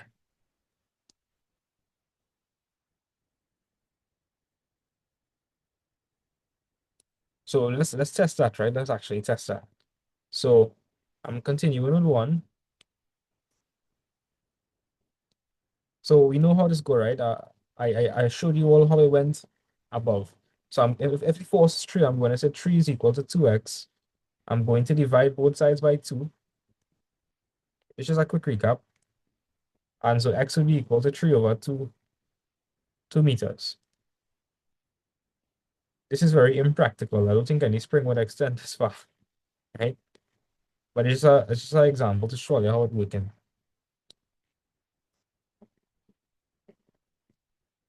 And with this one, it would say 3 is equal to a quarter x. So Jadon, I want to find for 1x. What would I have to do with a quarter to make it 1? Multiply by 4. Right, I would need to multiply both sides by 4. That would 3 by 4 is 12. A quarter by 4 is 1. So 12 is equal to x. X is equal to 12. All right, so until I can see that 1 is definitely stiffer because it requires more force to extend it. Are you seeing that? Yeah. Yes, sir. Nice. Onto the topic of gradient. All right. So gradient time. Right.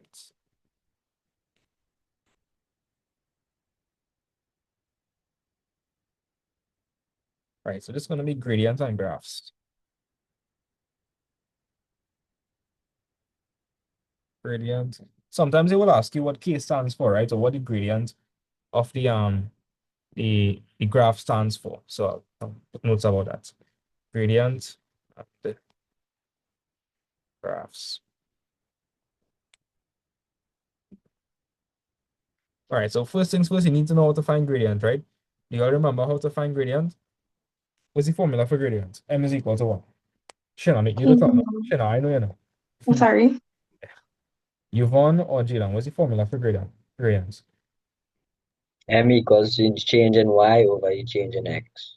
And what's the mathematical equation? Y2 is Y1 over X2 minus X1. Great. Right, so let me just copy what I had over here. I will send these notes after class, so don't worry.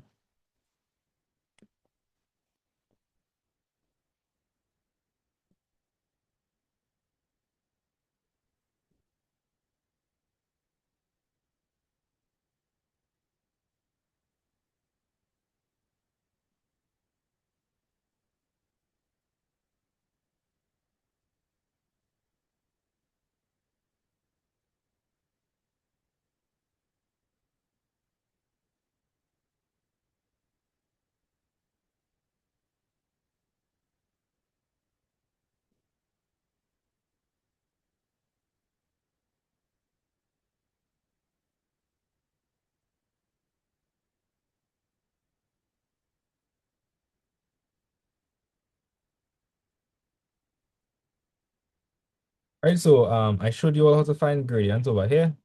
Nice. And now we need to look at the graphs. Okay, so this is an example of one type of the graphs you could have. And this would be a what versus what graph. Come on, guys, this would be a what versus what graph. Extension versus what? Right, extension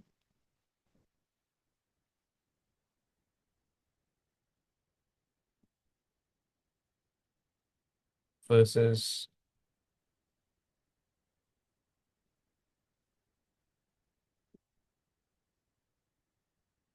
right. So this is the type of graph this is. All right. Are you all okay with how you would find the gradient for this graph? Yeah or no? Say Yeah. what the question. I was asking if you all okay with how to find the gradient for this. Yes, sir. All right. Now something you need to know, right? Something you need to know. Like, and this is like in red. Note.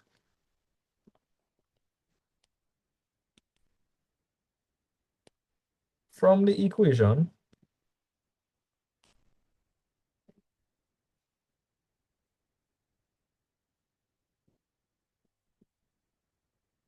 f is equal to kx. K would be equal to what? Somebody tell me. K would be equal to what? If you make K the subject by dividing both sides by x, what would K be equal to? Jayden, you tell me. If I divide both sides by x, what would K be equal to? Um, F, F, F over. So you divide both sides by x. K is equal to? F over Right there. F over X. F over x, yeah. Tell me if you're confused about that. No. I'm gonna just to be sure, I'm gonna go it over one more time. Just be like extra sure. I'm going to divide both sides by x. Why am I doing that? I'm doing that because I want K alone. So right, so I need to get rid of the x here. Right? So you're probably wondering, well, how I switch it? I could switch it, right? Remember, I showed you that 7 is equal to 1 plus 6, and 1 plus 6 is still equal to 7. So I could switch this if I wanted. So that's how I get k is equal to f over x. Yeah.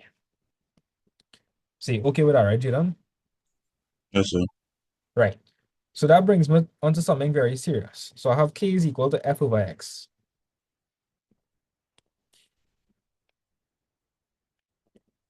Now, to get k from a graph,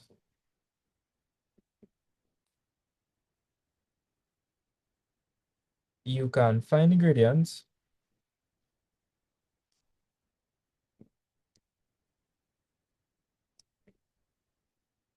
of a force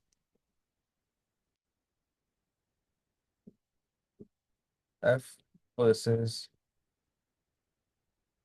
extension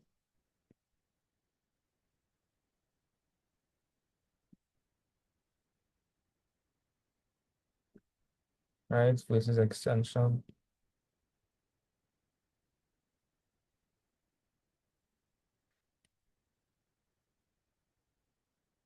All right, so Jalen, I want you to read carefully what I'm saying here, right? So I'm saying if you want to get k from a graph, then you could find the gradient of force versus extension. Let me explain why, right? So Jalen, you there? Yeah. All right, nice. Let me show you something. So check this, right? Let's just say I had a force versus extension graph. This is force measured in newtons. This is extension measured in meters. Right? And measure the graph.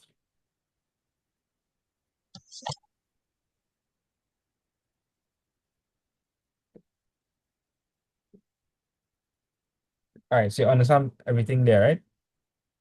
Yeah. And the elastic limit was reached over here, Mm-hmm.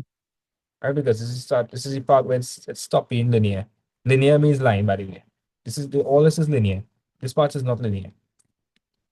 Right? So this is the elastic limits. Now, if I wanted to find the gradient for this, wouldn't I take it at any 2 points? I could take any 2 points on the line, right? Any 2 points. You understand? Yeah. Right? Let me just say I take that point and I take this point, right? So this will be x1, y1, and this will be x2, y2. Now, Jalen, if I find the gradient for this particular graph, well, the formula would be the same. It would be y2 minus y1 all over x2 minus x1, right? But I want you to notice something even more important. Jalen, if I'm dealing with this particular graph, what do we have on the y-axis?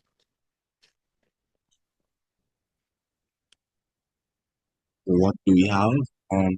What do we have on the y-axis? The y-axis is the vertical axis. And we have force on the y-axis. Yeah. And what do we have on the x-axis? The extension. Right. So, Jalen, if I were to find a gradient, wouldn't I essentially be finding for the change in force?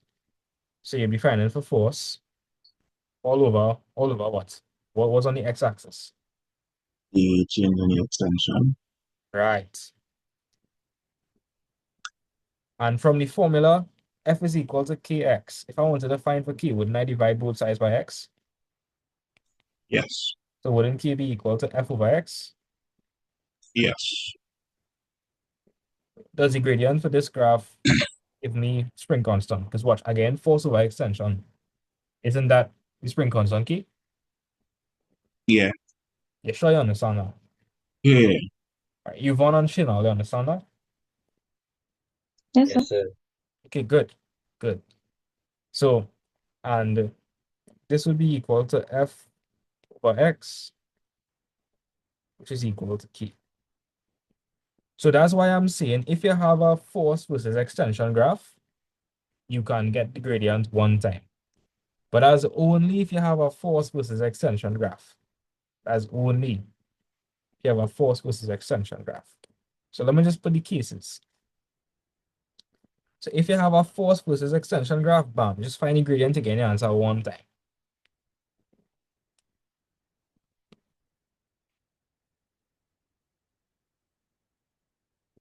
So I trust that everybody understand that, right? If you have a force versus extension graph, you get any answer one time. Do you think it's as easy if you have this graph? Let's see. All right, so over here, we have a force versus extension graph. Let me just write a little note here. I'll make you copy down all this after class.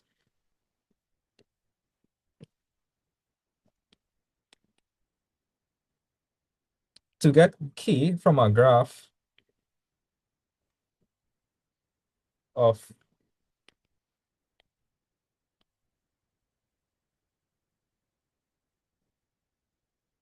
extension, right?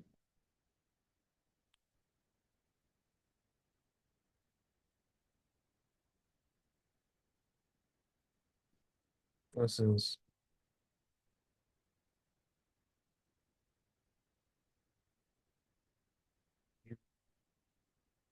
how to raise gradient to the power.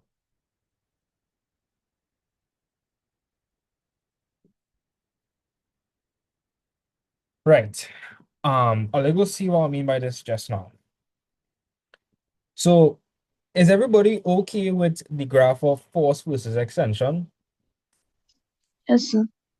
Are they sure? I'm gonna Yes, Yes, sir. sir. Yes, sir. Okay, cool. That's force versus extension. This is what the graph will look like, right? And I said, if you find the gradient, you'll get the spring constant one time. There's nothing you have to do. You get the spring constant one time because you're finding for force over extension, which is key. But that's not the case for this graph. Let me just draw back this graph first. Just copy and paste. Just right back.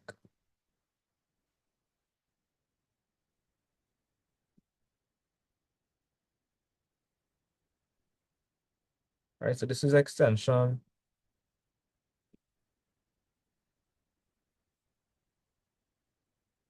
All right, and this is force.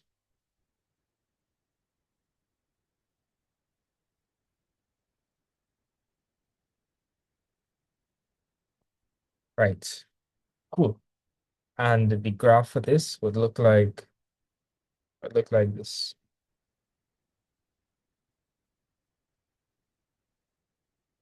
And you notice that the graphs are a little different. Tell me, let's see what we're talking about. This is the graph of force versus extension, and this is the graph of extension versus force. Are you all seeing it looking a bit different? Yeah. Yes, sir. In this one, the elastic limit looks like that, and in this one, the elastic limits look like that. Are you understand? Mm-hmm. Let me explain Yes, why. Let me explain why. So, Jadon, if you surpass the elastic limit, and the spring is going to start stretching like crazy, or I mean, like, okay, imagine you keep applying a four-star spring past its elastic limit, and it's still going to stretch, and then eventually it will snap. Yeah. Yeah, so watch. You notice how this is extension, right? So it's slowly extending and then it stops, right? It's no longer increasing. Well, actually, it is increasing, right? Watch. I'm gonna run it back one more time. So for this particular graph, right, Jada, um, imagine you have a spring, you pass the elastic limit, right? You pass the elastic limit, you keep applying a force. It would extend like this. This is the extension on this axis, so it would keep extending until it snaps. That kind of hard to understand, or like you're okay with that. You can visualize it. I'm visualizing it. Okay, so you have a spring, you pass the elastic limit, right? You think you could extend much further? After the elastic limit, Yeah, after the elastic limits. I guess not. Like I Not guess really, no? Not really. uh Think about it. If you pass the elastic limit and you keep stretching it and the spring will eventually break, you're yeah. like, yeah. So that's why the graph looking like this. I mean, it go extend up to a point. It go extend up to a point. Then it's just gonna stop. Right? Let's try to figure out why this graph looks like this. So, Shina, over here we have force. So it's saying if you pass the elastic limit and you keep applying a force, then it's gonna extend up to a point. Shina, you understand? Yes, sir. Yeah. Nice. So in this graph, the elastic limit is given by this point over here. This is the elastic limit. Guys, if I want to find gradient, could I take any points from over here, Yvonne? Yvonne, could I take any points from over here if I want to find gradients? No, sir. No, I can't do that. What I doing then? Can't do that. All right, so if I want to find gradient, I just gonna take 2 points. I could take this point, call this x1, y1, and I could take this point, I could call this x2, y2. Now, if I find a gradient for this graph, let's see what's gonna happen. So, Jaden, tell me what's on the y-axis in this graph? What's on the y-axis? The extension, What's on the x-axis? force, Right. So if you find the gradient, and my gradient is changing y over changing x, right? So y2 minus y1 all over x2 minus x1. You're really finding for the change in what over the change in what? Right. this time will be the change in extension over the change in force. Right.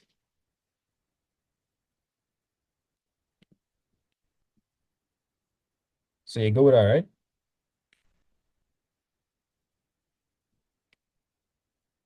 Now let me ask that question. That's gonna be equal to x over f. Do you think that's the spring constant?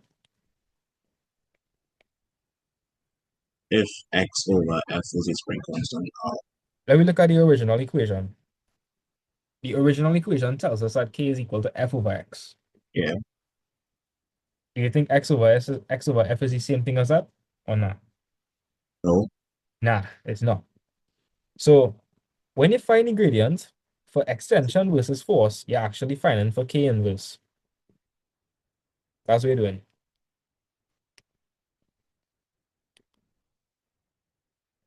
Right? You're finding for 1 over k. So like, let me give you an example, right? So Jadon, if you found the gradient to be 4 over 5, it would not 4 over 5, right? yes, sir. The the spring constant k is given by f over x. So what you would have to do is you'd have to invert that. So that'll be 5 over 4. Okay, Some of you yeah, understand? yeah, yes, sir. Okay, nice. All right. So x over f would be equal to 1 over k. That's what it would be equal to 1 over k. So whenever you find the gradient of a graph of extension versus force, you're finding for the reciprocal of the spring constant. I'll make a note of it, don't worry. And before I do anything, we should probably put the units, right? So like for this graph, when you find the gradient is f over x, so the units for this would be what? So it's f over x, right? F is measured in newtons and x is measured in meters. So Newton per meter. Will you understand that? Yes, sir. So Jadon, you sure you understand that, right? You won. Because F newtons, Yes, X sir. meter, Newton slash meter. Right? If you find the gradient for this one, the the units would be what?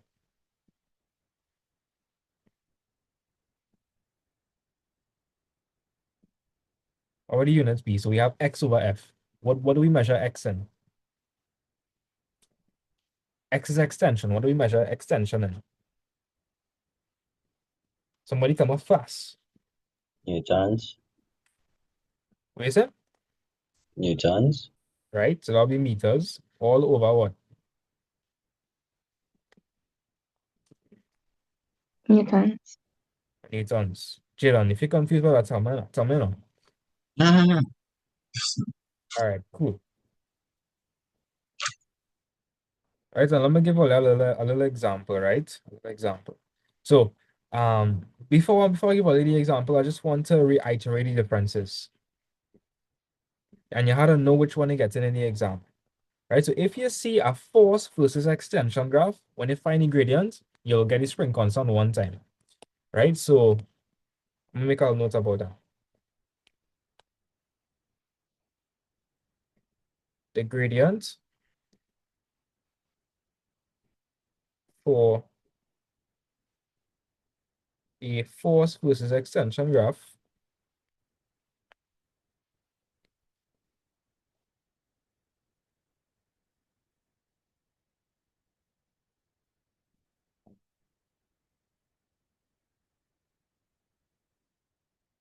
gives you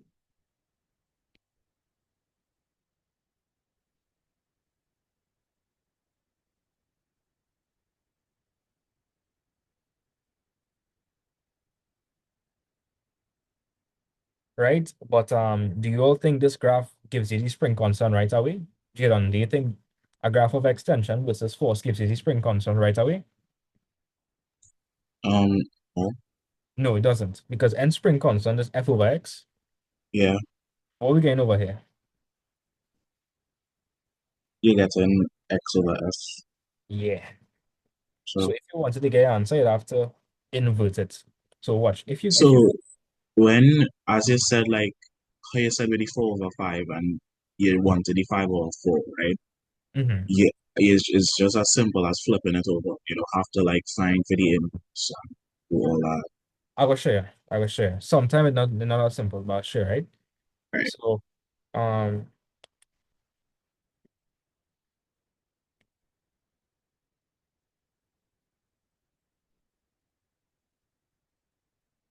all right, and guys, remind me, if they ask you what the spring constant stands for, what does it stand for again? What does the spring constant stand for? It starts with S. What property of this Stephanie. is stiffness, right? If they ask you what spring constant stands for, you say stiffness. Right? So the graph for a extension, right? The graph for an extension, I'll change that to right. The graph for an extension versus force graph gives you the inverse of the spring constant. Inverse.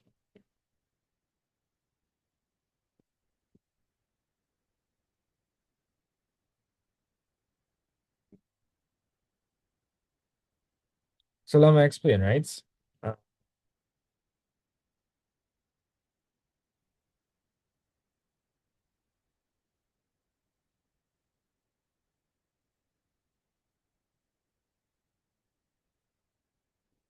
all right. So I'm just gonna do two examples on ON class. So first of all, let me do an example with the extension versus force graph. Let's just say you found the gradient, right? And I gave you 2 points. I told you that the first point was 2.2, comma 3, and the other point was 4.4, comma 6. It doesn't matter which one you call x1, y1 and which one you call x2, y2. It doesn't matter. All right, but Jaden, pick one. Which one you want to call the first point and which one you want to call the second point? It doesn't matter, but tell me.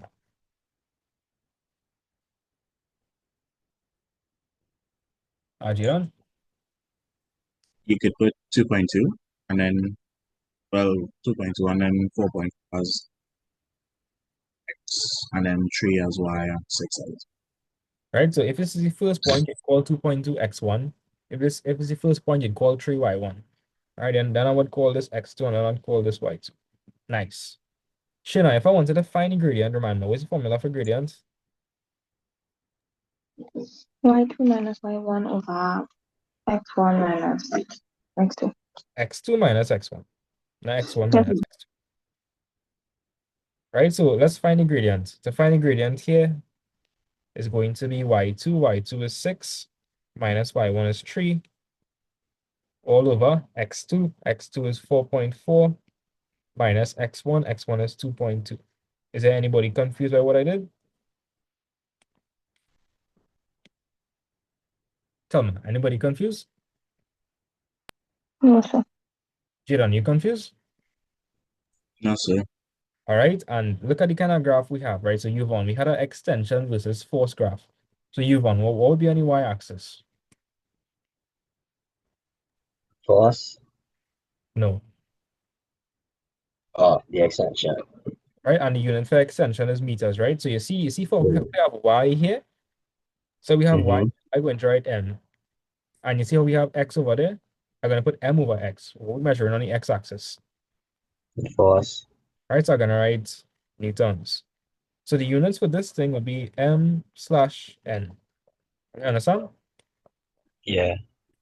So m would be equal to 6 minus 3, which is 3, all over 4.4 minus 2.2, which is 2.2.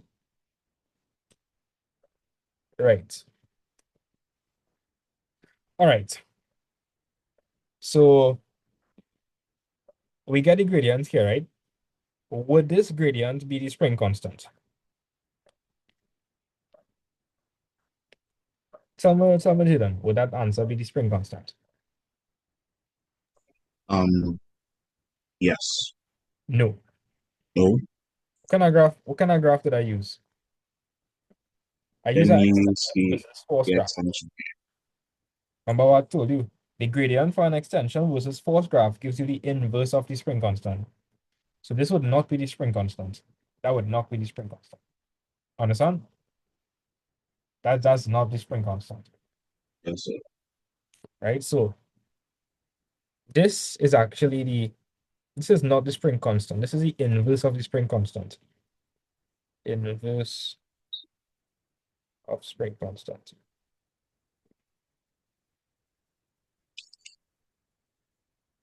Right, so let me show you what happened, right, Jilan? This is how the question will be. The question will be like in part one, find the gradient of the line, right? In that case, you do this. And they might tell you to round it off to two decimal places. So if you put 3 over 2.2 in the calculator and you round it off to two decimal places, what are you gonna get?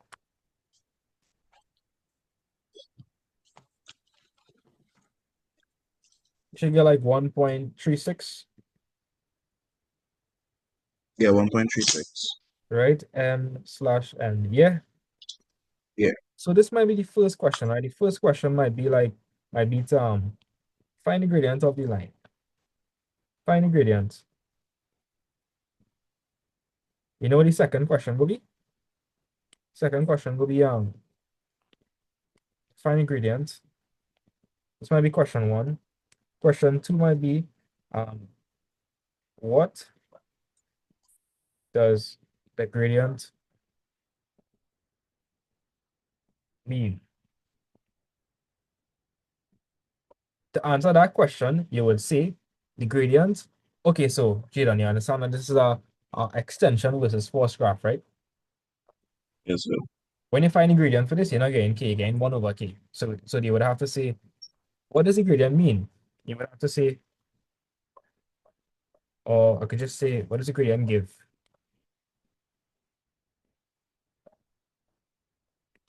Right? The gradient gives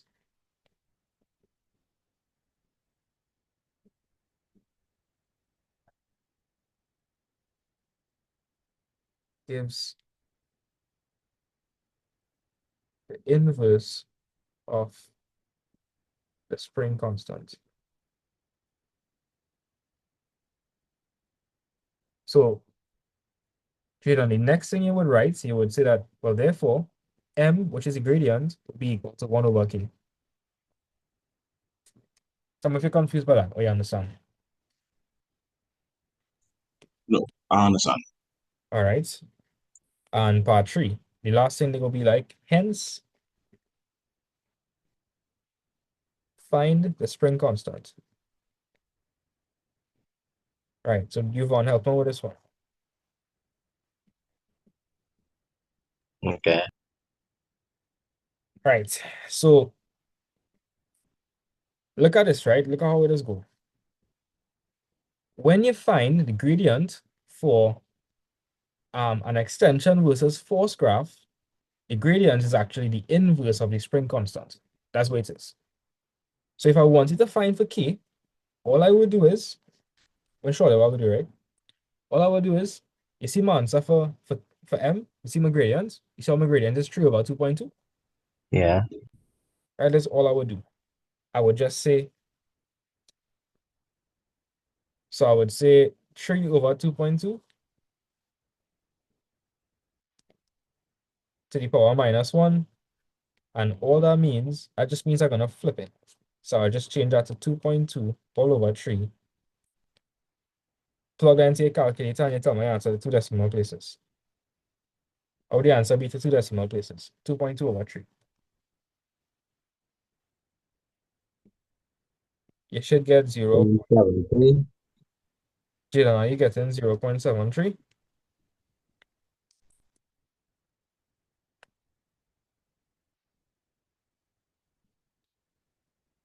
Yes, sir. Okay. I'll show you another way you could do the question, right? But we need to figure out the units. So the units for the original gradient was m over n, but Yvonne and Jalen, if we invert that, if we flip that, what would you get? If we flip the m and the n, what would you get? So we have m slash n. Remember, we basically flipped it. So I also have to flip the m over n. If I flip the m over n, what would I get, Jalen? Jalen? 4.4 minus 2.2 over 6 minus 3. No, that's not what I mean. So we Oh, have, so the units for the gradients was m over n, right? M over n. Yeah? yeah. Remember, to find the spring constant, I would have flipped this, and I would have get 2.2 over 3. So if the original units was m over n, and you flip it, what do you think it now become? 2.2 over 3. No, that's not what I mean. Check it out, right? So the units would be 3, it would be 3 over 2.2 m over n. But if you flip this, what would you get? So the same way I switched the 2.2 and the 3, doing that same thing for the m over n.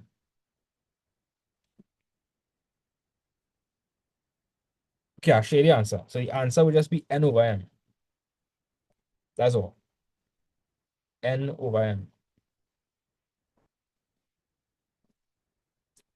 I feel like that part confusing you. Mm. Check it out, right, Jilan? So I told you that the gradient for a extension versus force graph is 1 over k, right? So if you want to find the spring constant, you would have to invert the gradient again. So Jadon, you see how we get 3 over 2.2? Yes, sir. Then the spring constant would just be 2.2 over 3. You flip it. Yeah? Now Yeah. you would also have to flip the units. So you see how we change that to 2.2 over 3? You see how we had mn? You're gonna flip that as well. That's gonna turn to n over m. Some of you understand that.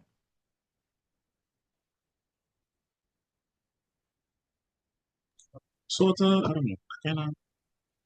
I don't know. Sort of. Okay, let me run that back one more time in an even simpler manner. All right, let me see where I lose here, right? Do you understand how I find the gradient? Yeah, with the y2 minus y1, x2 minus x1. Right? Do you understand how I got y to be m? Because y on the graph, y was extension, force was n, which is x. Right? So I got m all over n. Yeah? Mm. So Yeah. it would me there. Tell me if you're with me. Yeah. Okay. So we have m over n. Now to find the spring constant, wouldn't I flip this? Yes. So that would be 2.2 over 3.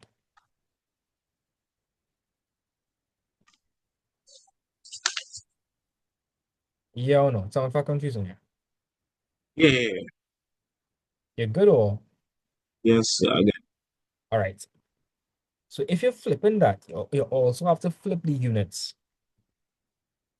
So watch, that 3 had a unit of m, and the 2.2 had a unit of n. So if I flip the 3 over 2.2, then look at where the n is going to go. The n is going to go over here, and the m is going to go over here. Okay. So the final unit for this would be 2.2 over 3, which we found to be 0.73, right? Newton slash meter. So notice that all that happened was I swapped the positions of the m and the n because I had flipped it. So confused, very good. Yeah. Tell me if you're still confused. No, I understand. All right. So the easiest way to learn this is just to flip the gradient. So you see we have 3 over 2.2, right? You could just say k is equal to 2.2 over 3. But if you're doing that, you also have to flip the units of the gradient. So you see we have m over m slash n. That would now become n slash n. Yeah. That's the easiest way to do it. So you get 0.73 n slash m. Another way to do it would be to do it like this. So we found the gradient to be 2.2 over 3. Right, so that was the gradient, 2.2 over 3. So the relationship here is that the gradient is 1 over k. So my gradient was 2.2 over 3. You can say that, 2.2 over 3. And that will be equal to 1 over k. If you cross multiply, k by 2.2 is 2.2k.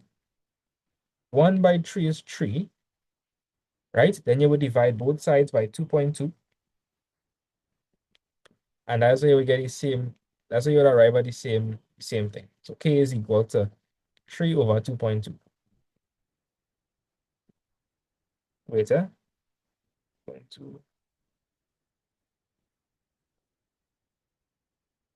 That's weird. Give me a second. Oh, I see why. I put the answer. Yeah, I put the final answer.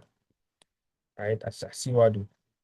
Right, so Jadon, you understand that the gradient m is the spring constant, right? Is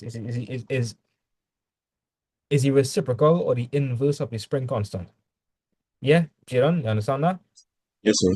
So if you have an extension versus force graph, when you find gradient, you have to flip the gradient. Yeah, that's it. Mhm. So Yeah. if you find the gradient for this graph and they ask you for spring constant, you just have to flip the gradient. Okay. Another way to do it is the relationship is m is equal to 1 over k.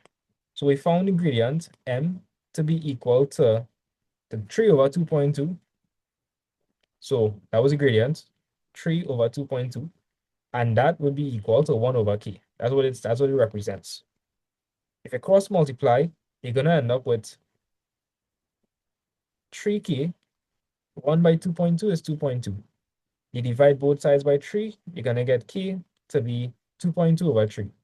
But what you rather do? You rather do all of that or just flip it? Yes, flipping it would be easier. Yeah, flipping it would be a lot easier, right? Right? Uh, and you understand, if you're flipping the fraction, and you also have to flip the units. Yes. So if the original unit was m slash n, so when you flip it, it'll be n slash m. Hmm. I hope you understand that. So that's the typical question CXC would ask. They would ask you to find ingredients, and you have to pay units, right? Then they would ask you what the gradient is. So this gradient here would be 1 over k. That's what the gradient is.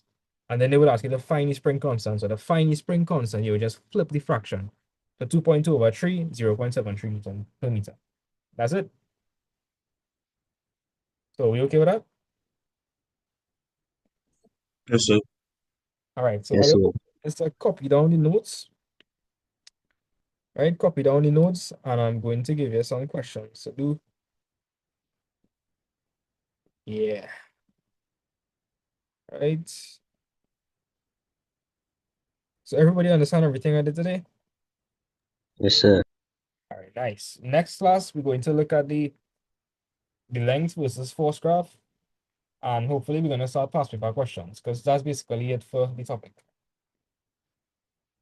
Yeah. Right.